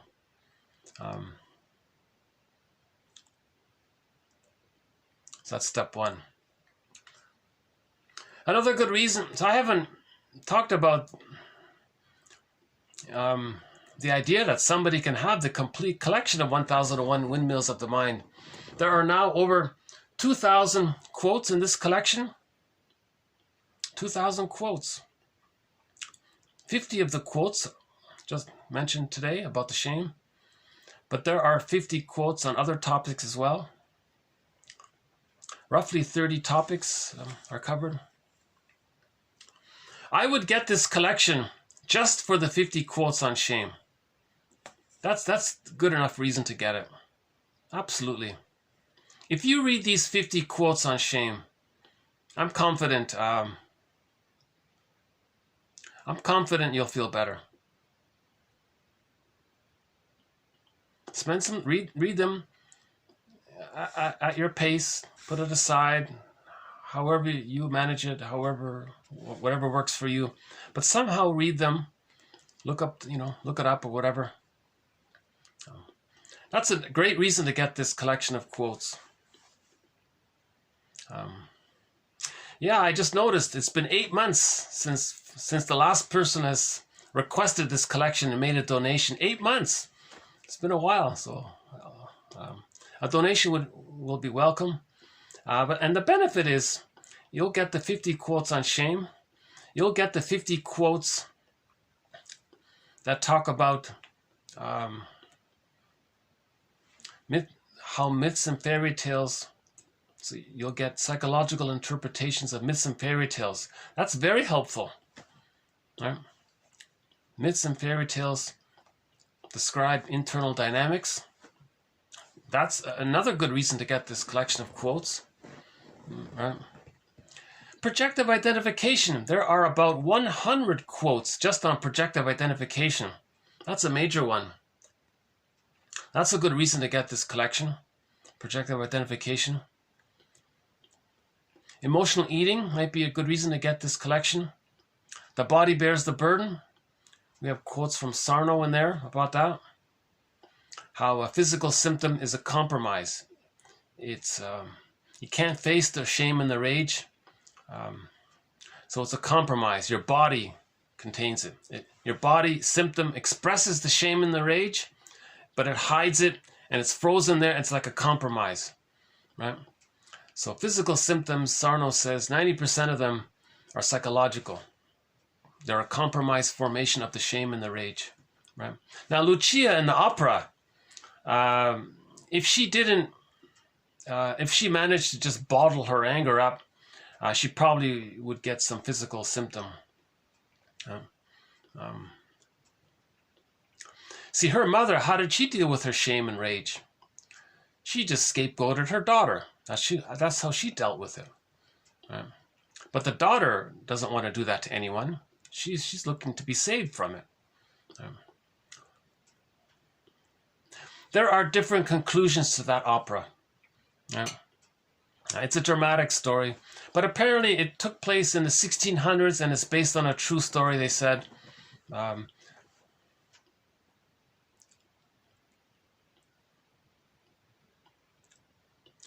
don't know if I should mention this, but there's a video.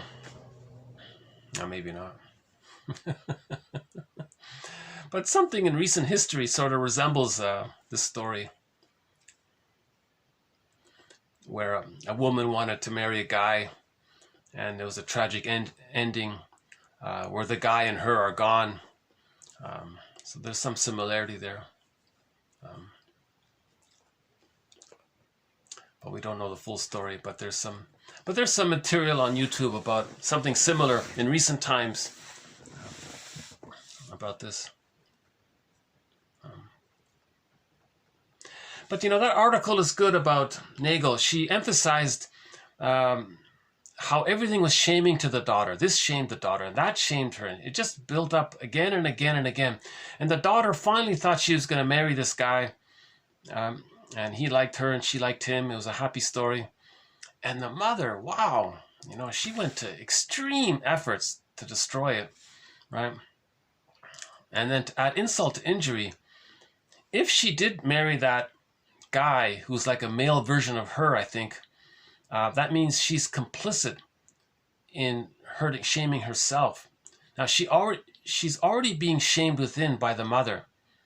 Is that supposed to, how much can a person take? You know, if she did somehow absorb it, she'd probably have a physical symptom, you know. But then it wouldn't be an opera, right? If that were the conclusion, right? It wouldn't be an opera. It'd be a boring opera, right? Oh, she got a physical symptom.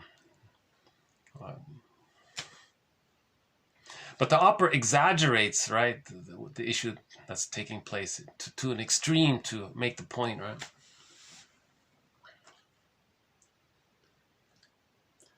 Okay, I'll end up on... in the last video, I played a song by this guy here. A guy named what's his name again? Parasympathetic-dominant. So I'll just play some of his music here.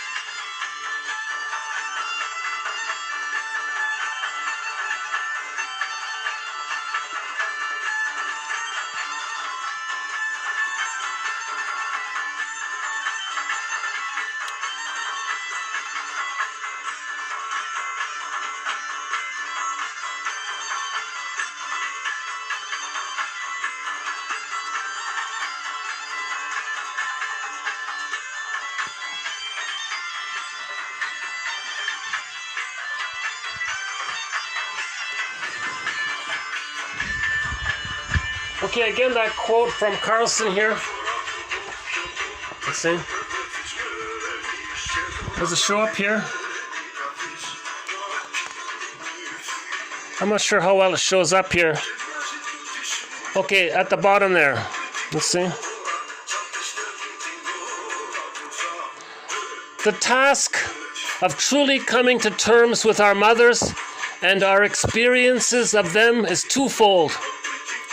On the one hand, we need to see and forgive their humanness. And perhaps we too must see and forgive their humanness. And perhaps we too must be forgiven the impossible expectations we heap upon their heads. There is an urgent need, a human need, for us to, hold on. Okay, for us to accept, how's the lighting here? He's still seeing it? To accept that our mothers are people just like us. Mothers are people too, right? Just as limited. Mothers are humans. Humans are limited. They're limited. They're unsure at times. And they are the products of their own histories and culture, just as we are. So we have a lot in common. To grant our mothers a personal self. She's a person. Emphasis on the word person here. Okay? And to grasp that the self does not exist for us. That, quote, mother is only a part of their selves, not the center and not the whole. It means your mother's not a goddess, put it that way. Is to take the first step of differentiating the personal from the transpersonal. Okay? Means beyond person, right? So the mother's not a mythological, okay, the mother's not a myth. The mother's a human. And to give the personal its proper weight. Okay?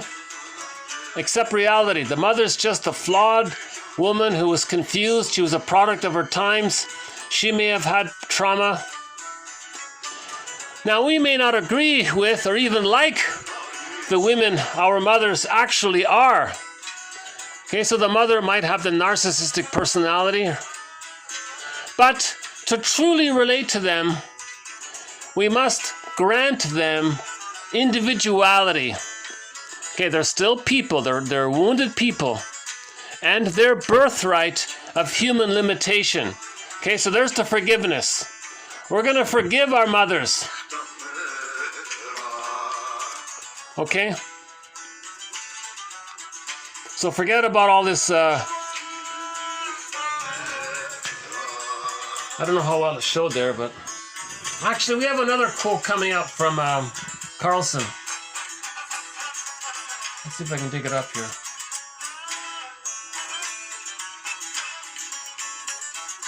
Now this one here. She mentions, we have a thread on Demeter and Schore, the myth. Demeter and Schore, the myth. So I have a quote coming up from her. She says about remember Demeter is the mother.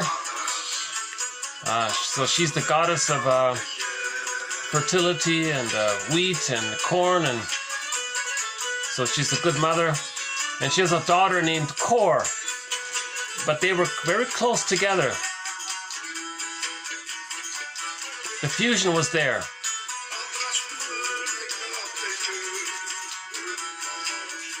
Now Schore, the daughter, was abducted, right? Shamed. She was pulled under, right, into the hell scene. So both Demeter and Schore are two aspects of one person. They're not separate people in an outside story. So Demeter and Schore are both parts of us. So there's us as a person, and we have our feelings. That's Schore. So Schore, the daughter, represents our feeling self. Okay. Now in the story, core got abducted. That's a symbol for how we felt shamed. So when we were babies, our feelings got shamed. In the myth, that's described as the abduction of core. We lost our feelings. Now she was making the point here that this means we are disconnected from our roots, meaning our feelings are disconnected from the mother who's supposed to be there to protect our basic trust, to guide us and be there for us until we can separate from her. But we miss that, so we're longing for it. So there's what's called a powerless longing for it. A powerless longing. Okay? So the baby was shamed. He has a powerless longing for the return. He can't return. He's longing for the return, but it's a powerless longing for the return. That's an ache. This shame is there. This is an ache, right? So she says here that we feel spiritually lost, exiled. Our soul is in exile, she says. She says there's an unnameable homesickness.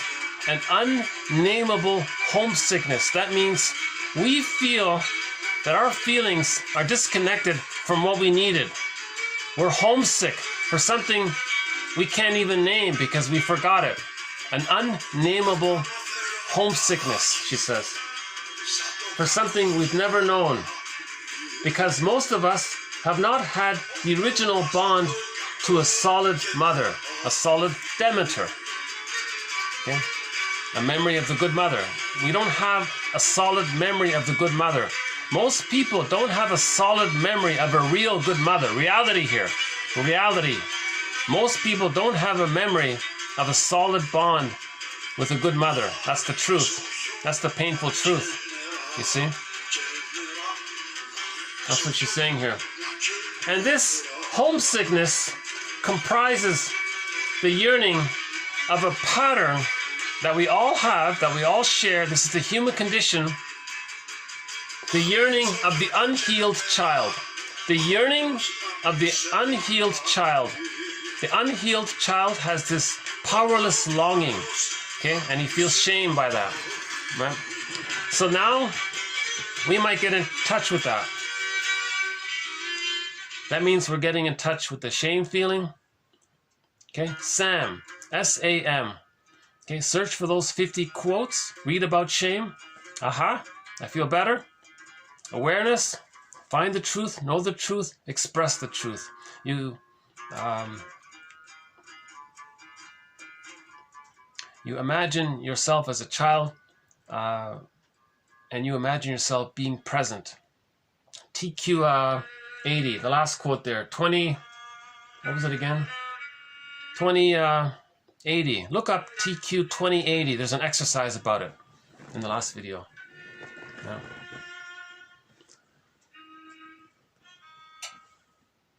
That's not a bad quote. That's coming up in the next video.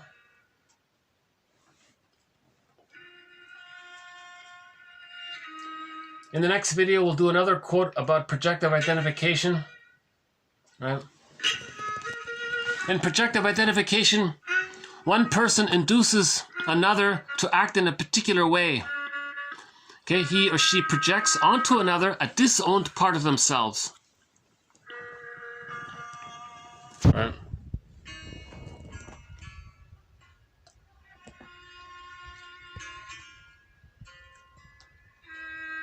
And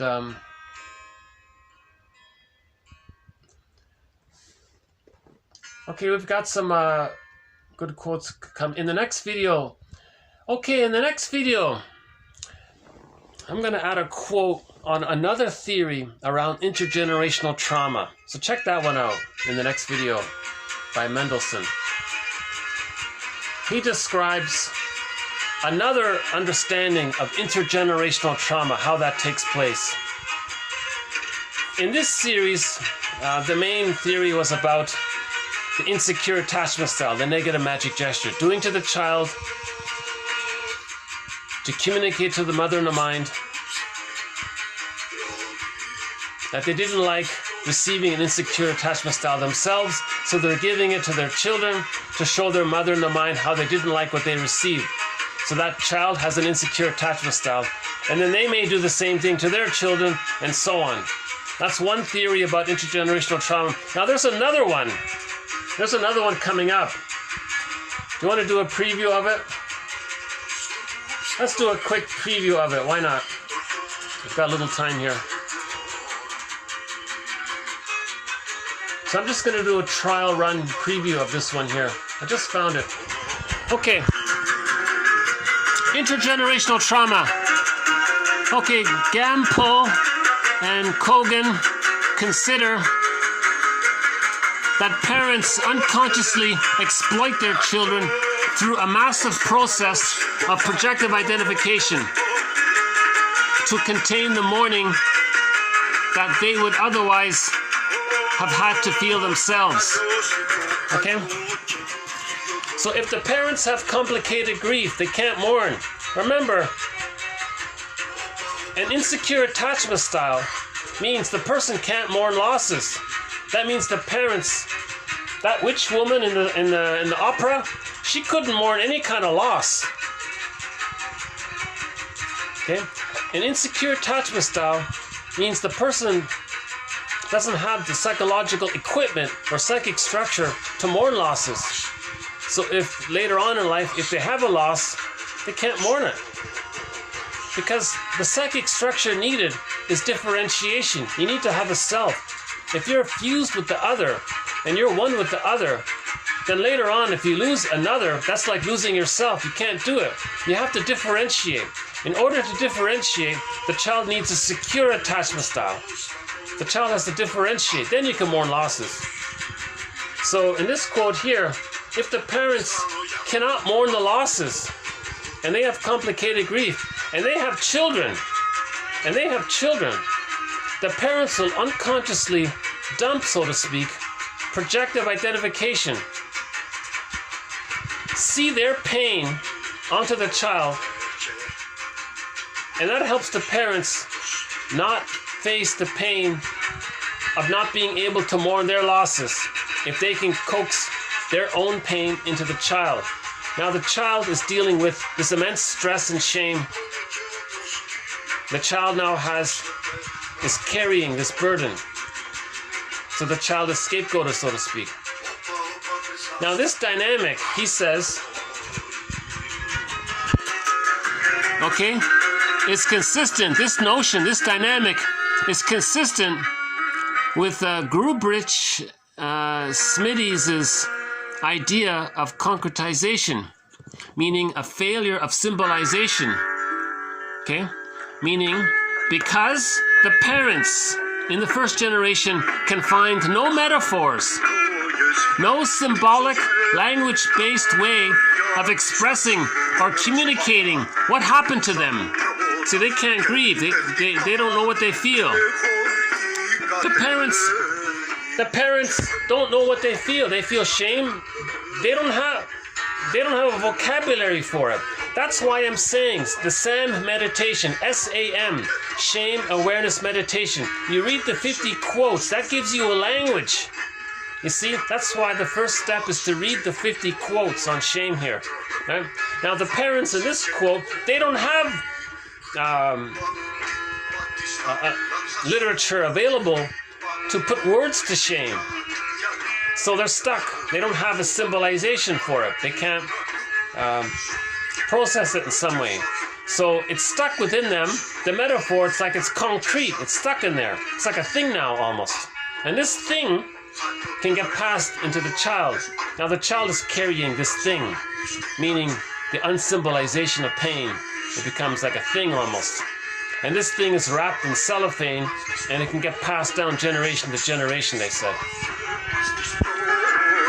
Okay, no metaphors, no symbolic language-based way of expressing or communicating what happened to them.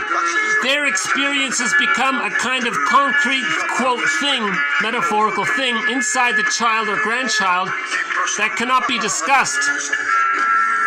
Now, in a similar way, Feinberg talks of intergenerational trauma as the, quote, telescoping of generations. You see like a blurring there of the pain, right? Okay, Wardy identifies specific family members in the second generation as memorial candles. Wow. So some of the kids, they're carrying this and they want to do something about it. These are the children who are committed to reparation, to reading books, okay, to reading books about shame, to doing research, to reading history. They're gonna try to do something about this. So they want to remember. Maybe they want to write about it. Okay? So some children are memorial candles, and they're going to want to heal some of this intergenerational trauma. They want to break the chain. They want to stop intergenerational trauma. That's what he means there. Okay, so they want to remember it because they want to heal it. That's why they want to remember it. Now, some children in the family are going to deny it. Okay, so while denial is often encouraged in their siblings, so some of the siblings just deny it, forget it, they can't do it. So they're going to continue intergenerational trauma because they can't handle it. It's an interesting thing here. Okay, now these children in denial, presumably they're freed of the past. That's not true, but maybe they think they're free of it. Maybe to some degree they are, we're not sure. Okay, in other words, one way of putting it is Hermann Hesse once wrote, quote, "Next to the need to remember, mankind has no greater hunger than to forget." Okay, so some children are going to remember it because they want to heal. For some it's too painful, they want to deny it. Shame, okay, shame being more connected to the self than to the other is often harder to overcome than guilt. Shame has to do with how we see ourselves. Shame antedates guilt. Okay, shame antedates guilt. So this is Melanie Klein. Melanie Klein says, in the beginning, it's the paranoid schizoid position. Splitting, projective identification, identification with the aggressor. That's the earliest time. That's the earliest time. That's the envy and the shame is there. If the child is loved, he passes through that phase. Then he can enter into the next phase, which is guilt, reparation, gratitude, and so on. That's the next phase. Now, sometimes a person feels guilty, it triggers it. If they don't have too much shame from the earlier time, if they later feel guilt, they can make reparations, and they can do it because it doesn't trigger the guilt, the shame. In other words, sometimes guilt is standalone. Guilt is just guilt. You do something, you feel better, everything is good because you don't have hidden secret shame that you're running away from all the time. Right? So sometimes guilt is standalone. Sometimes guilt is just a trigger for the shame. Sometimes guilt is an expression or a mask that includes both itself and the shame that is hidden. See, so that's a key point there about this. Right? So the shame is a legacy that is embedded into later on guilt. So there's a blurring of the shame and the guilt in those cases. Right? So just to keep that in mind, that shame is earlier. Right? If the child has a secure attachment style, there's the goddess demon image that heals. The mother is seen as a person. When the mother is seen as a human, remember this quote here about the human. Okay, if the mother is seen as a person, then then there's guilt, then there's reparation. Things work. But if it's fake, right? If the guilt is fake and the reparation is fake, it's a defense mechanism to hide the underlying shame. So the reason the reparation might be fake is because they're not facing the shame underneath it. The shame sort of sneaks through it somehow. It slips through, right? And you can feel it. You can see it and feel it. Right? So a person with a narcissistic pattern saying sorry, he's actually shaming you while he's saying sorry. You see? He's mocking and shaming you while he's giving this fake apology. You see? So the shame is first. This is the elephant. This is the elephant in the room, right?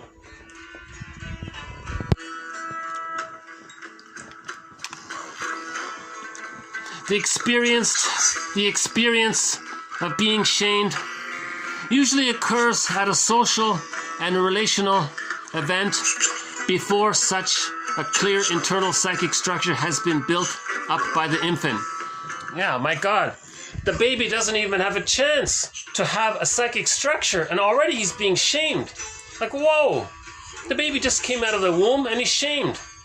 He has no memories of the mother being loving, no memories of the positive structure there and inside. He's just shamed right off the bat. That's very hard to heal. Now, they can try Kohut's approach, where a Kohutian therapist will offer you mirroring and try to see you. That's not going to work. They can go to the Spotsnian approach, and he does something similar called joining. Maybe it works, we don't know. He could read the book by Harold Searles or something. He tried that. Okay. The theory is, object relations theory is, you can't still do it. You create safety in the present to mourn the loss, but you can't still go back in a time machine. It's patronizing. You can't treat people like babies still, right? Now you can go to church or religion, right? And they say, oh, there's the breast in the sky. Just be one with the good breast. They're still doing it. That doesn't work. People can go to church every Sunday or whatever, fantasize, put the money in the basket, have the packaged fantasy. It doesn't work. It's Sisyphus. It's never going to work. Maybe they feel better because there's secondary benefits. The social aspect, making friends, maybe there's other benefits. So people are there for the secondary game. But they're not healing psychic structure. You can't heal psychic structure by still trying to get what you didn't get. You can't still try to get what you didn't get. That's the theory of object relations theory, that you cannot still try to get what you didn't get. Right? But a lot of people with a narcissistic pattern and so on, they're doing that. That's what greed is. Greed is they're still trying to get what they didn't get. Greed is inexhaustible, right? It's insatiable because you're past that critical time. It can't sink in. It doesn't register. It's past that critical time, right? The first 3 years, that's a one-time deal. You can't. That's it. It's a one-way ticket. It's a one-time deal. You can't. It's a one-time. You can't go back and return and still try to get it. But people are trying to do that. That's what leads to greed, right?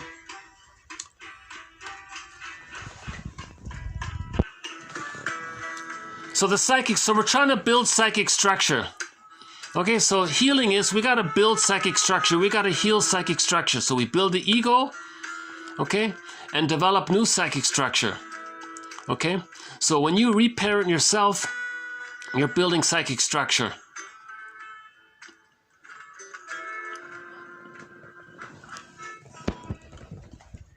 How's the music doing? Is that still on? Near the end? I was still going. I was still playing.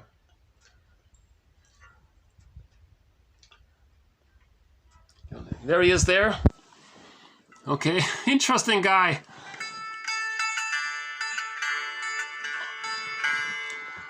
Okay, next one here. It can indeed become an unpleasant impetus toward establishing an early feeling of separate individual subjectivity in the child. Okay, so this becomes a motivation to not grow up.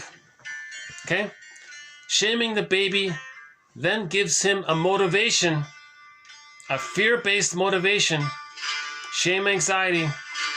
That's the impetus, that's his motivation to not want to grow up. So he'll stay the puer, the playboy, the playgirl, the Peer Gynt, the Don Juan, the Peter Pan. They'll stay like that. The narcissistic pattern, greed. Right? If it's the bully pattern, they'll stay like the bully pattern. If it's the He-Man pattern, and etc. The Iago character is just envy, just hates everything. All these negative ones. They don't want to grow up. They have no motivation to grow up. They feel no motivation to grow up because there's so much shame they feel unconsciously They feel no motivation. It's too much. Hence the suggestion. SAM, S-A-M, shame, awareness, meditation. I don't think it can hurt. Disclaimer, I'm not a therapist, but it's just an idea. Seems pretty harmless. Right? You read the 50 quotes on shame, get a grip on them. I think you'll feel relief. If you don't, then forget about the meditation. That's the first step. First you have to feel better by the quotes. So that's the condition. The first step is to read the 50 quotes on shame in this collection, 1001 Windmills of the Mind. I'm mentioning this collection because I'm confident that this batch of quotes on shame are strong, they're solid. I think they're some of the best ones out there. Right? That's step one. You read the 50 quotes on shame. Do you feel better? If yes, then proceed. If yes, then proceed. Okay? You proceed by, anytime you feel stress, you say to yourself, shame, awareness, meditation. And bring it into your, and then do that. You recall the 50 quotes, you feel better. Awareness, and awareness is a good thing. Meditation, be present to yourself. Find the truth, know the truth, express the truth. Okay? Now, if you read the 50 quotes and you don't feel better, then, okay, put it aside. Try another route. It's a labyrinth, right? If something doesn't work, you have to go back and you try another route, right? It's a labyrinth in there, right? In the bag, it's a labyrinth. You hit dead ends, you go backtrack, and so on, right?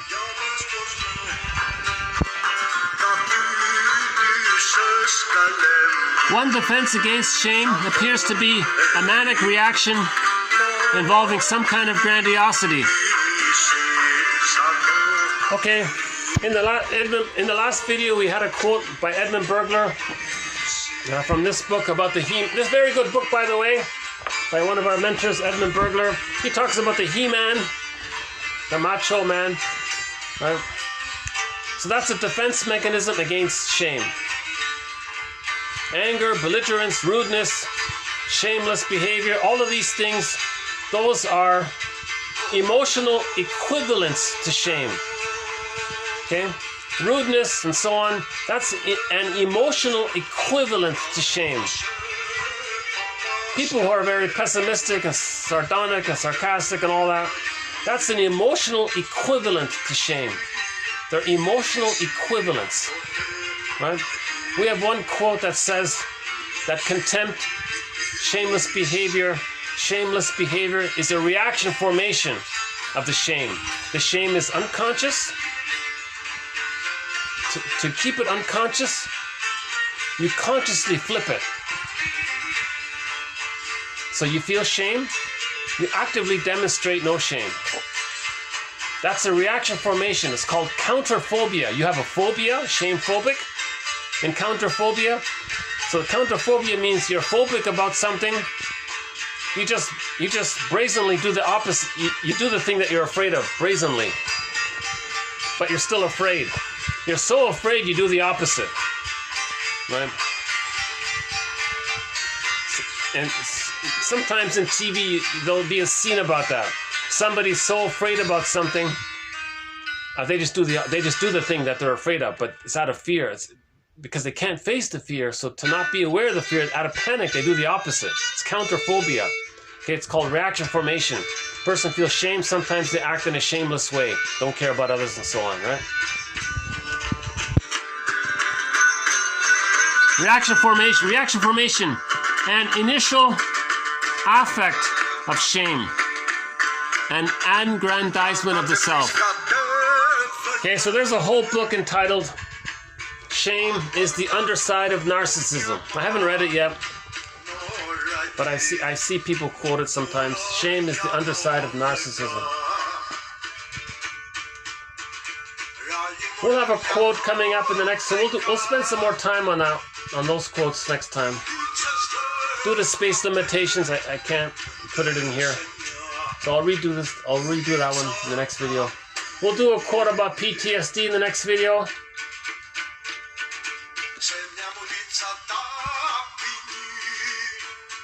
Right?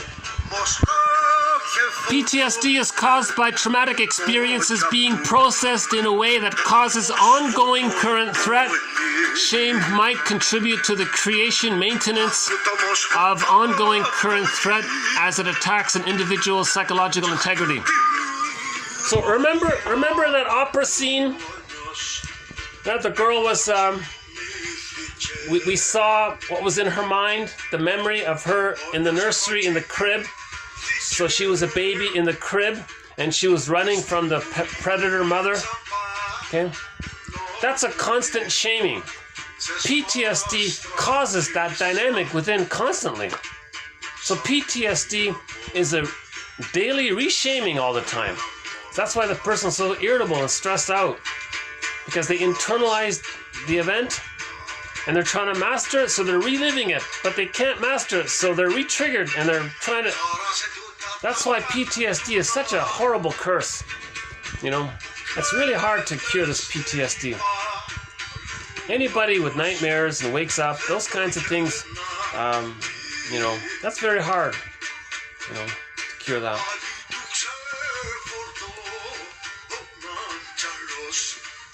You have to build psychic structure, build knowledge, build self-compassion, strengthen the ego to be able to somehow handle it, you know, that kind of thing.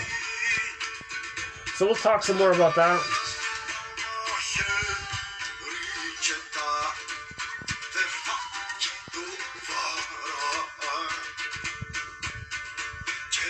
Yeah, we have a couple of good quotes coming up.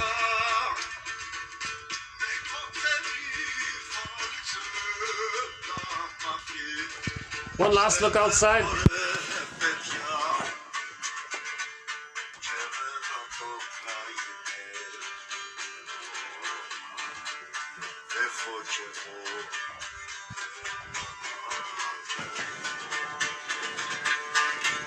So maybe I'll just end up with the theme song to this collection of quotes, 1001 Windmills of the Mind. Our theme song is the German Katja Epstein's German rendition of the song Windmills of the Mind. Great song.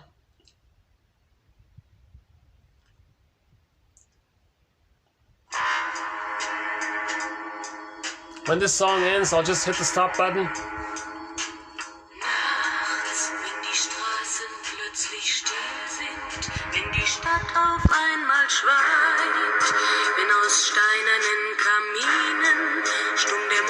Zum Himmel steigt, wenn es hier in meinem Zimmer leer und einsam wird mich, suche ich in den dunklen Schatten die Erinnerung an dich und ich fühle, wie ein Augenblick zur Ewigkeit gerinnt, wenn das Spinnrad meiner Träume links zerrissene Fäden spinnt und sich leis zu drehen beginnt, wie sich Mühlen drehen im Wind. Okay, so these are some good books.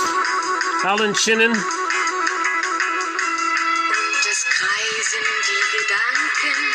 This is a very good book by Edmund Burglar. Wie die schnellen Wellenringe, wenn ein Stein ins Wasser fiel, wie ein Kreisel, den die Peitsche über Straßen. He has one exercise in there. He says, if something triggers you, if something's a trigger, it doesn't have to trigger you necessarily. You can regard the triggering event as a cue. So you want to downgrade the trigger to a cue. Right? That's what he means by tensions can be reduced to nuisances. You know, what he says here reminds me of another book. Some self-help author says you want to downgrade your addictive demands to a preference. Sometimes you have this addictive demand for something. Wait a minute.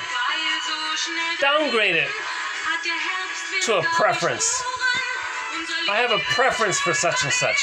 So first you might think, oh, this should be this way. That's an addictive demand. I think his name is Keyes or something. Ken Keyes Jr., is that right? Something like that. He says, if you have this strong expectation, that's he calls that an addictive demand. He says, well, say to yourself, I downgrade this to a preference.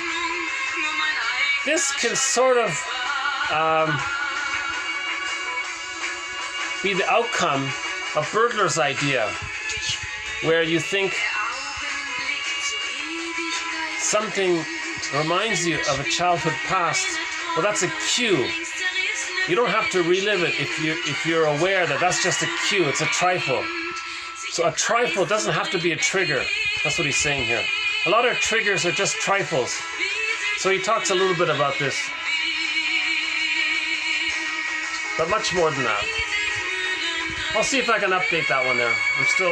I'm still reading it myself. Okay, thanks very much. Thanks for your attention, and if you donate, thank you in advance. I'll send a thanks note as well. If you do make a donation, you'll get the complete collection, 2,000, almost 2,100 quotes. Actually, to tell you the truth, it's numbered TQ, from TQ1 to TQ 2,080 plus quotes. But some quotes have 5 or 6 quotes within it. So actually, you might be getting close to 3,000 quotes because of the bundling factor. But I'm just keeping it. I bundled maybe 4 or 5 quotes as one TQ quote. So I would say that's sort of, you're getting some bonus material, if I can say that. Again, I want to emphasize this, if I may. Get this collection of quotes. Make a donation, whatever's comfortable, and then pluck out all of the quotes on shame. Skim through the whole thing. Check off. Put a little tick by. It's a large file. Take some time. Skim it all. Every quote that mentions shame, put a check mark. And then go through those quotes on shame. Most of them actually are in recent videos. I believe you'll feel better. I believe a person reading these 50 quotes on shame will help a person to feel better. This is the elephant in the room. This is the topic that nobody wanted to talk, the people didn't want to talk about. This was the taboo topic, right? What's his name again? David something? Not Davidson. David something. He's a medical doctor. You know what he said? He said that he agrees with Sarno. He says that shame and rage is causing all these physical symptoms. So he looked into the medical search engine. I think it's called Medline. And he typed in the word shame. This was about 20 years ago. And there was almost nothing in it. And he says, oh my God. He believes, like Sarno, that most of these physical issues are because of shame and rage. Rage and shame are the same, right? A person with a narcissistic pattern, right? They feel slighted. There's the narcissistic injury. It touches their shame. They feel rage to not feel the shame, right? So contempt, anger, rage, that's the emotional equivalent of shame. That's an expression of the shame. They want to distract themselves from the pain. So he looked into the search engine, and there was nothing in it. 947 references were made to shame out of millions of entries, he said. So he said, it's the elephant in the room. It's the elephant in the room. And I'm onto it. I feel like I'm onto it myself, because after reading these 50 quotes on shame, I feel better. Sarno said the same thing. Sarno wrote 4 books on this very point I'm trying to make right now.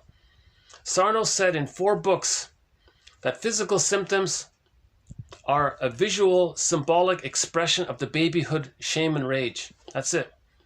Yeah. And I think this David something, what's his name again? Sorry about the name, but it's in a recent video. Maybe I can find it quickly. David something.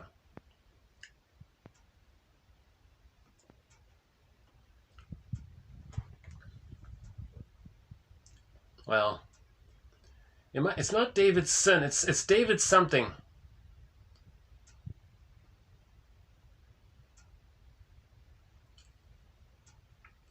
Okay, I guess it's not that important. You'll find it. You'll find it. When you go through the quotes on shame, you'll find one by David something. That quote begins, Medline. If you do a search in the search engine, type in Medline, M-E-D line, one word, Medline. It should show up, that one there. Okay. Any final thoughts here?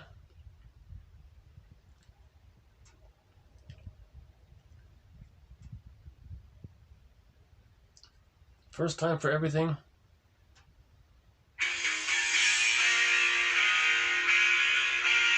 Okay, I promise at the end of this, either during this song or by the end of the song, I'll definitely hit the stop button. I have this feeling that there might be something else that might be worth saying.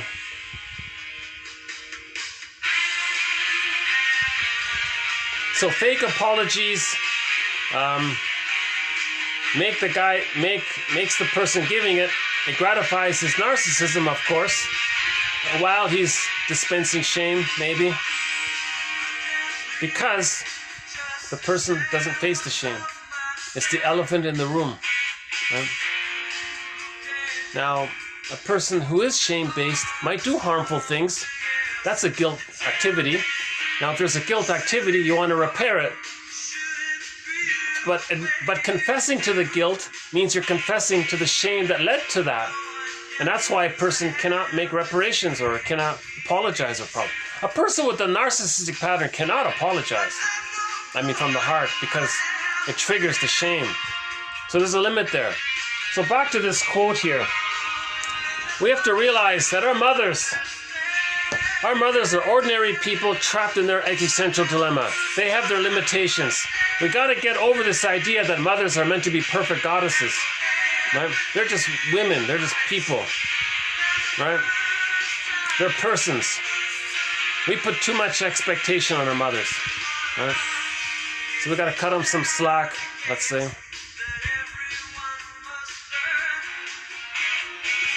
That's to help in that process. Just remember the product, that she was a product of her times, as the quote, today's quote said. Your mother was a product of her times, you know. She may have had an insecure attachment style, right? First time for everything.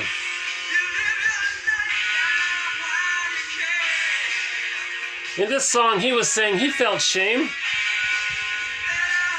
He's talking about his first girlfriend, his first love, his first girl. First time for everything, and she dumped him, and he felt this inner burn.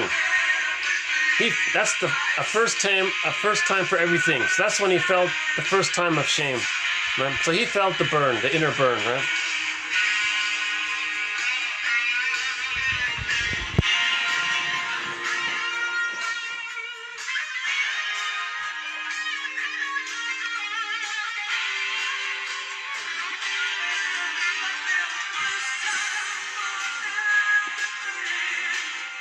Learning about shame, a first time for everything.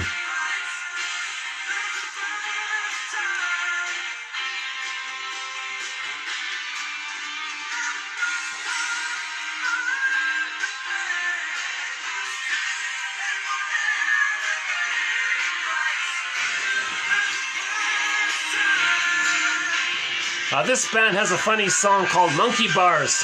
Sort of a funny song. Check out the lyrics to the rock song Monkey Bars. That's sort of a funny song. He says, you know, when are we going to grow up? We're acting like monkeys sometimes. You know, when are we going to grow up? Come on, people, let's grow up. Well, I think when we face shame, we can grow up. Okay, I'll see you in the next video. Bye for now.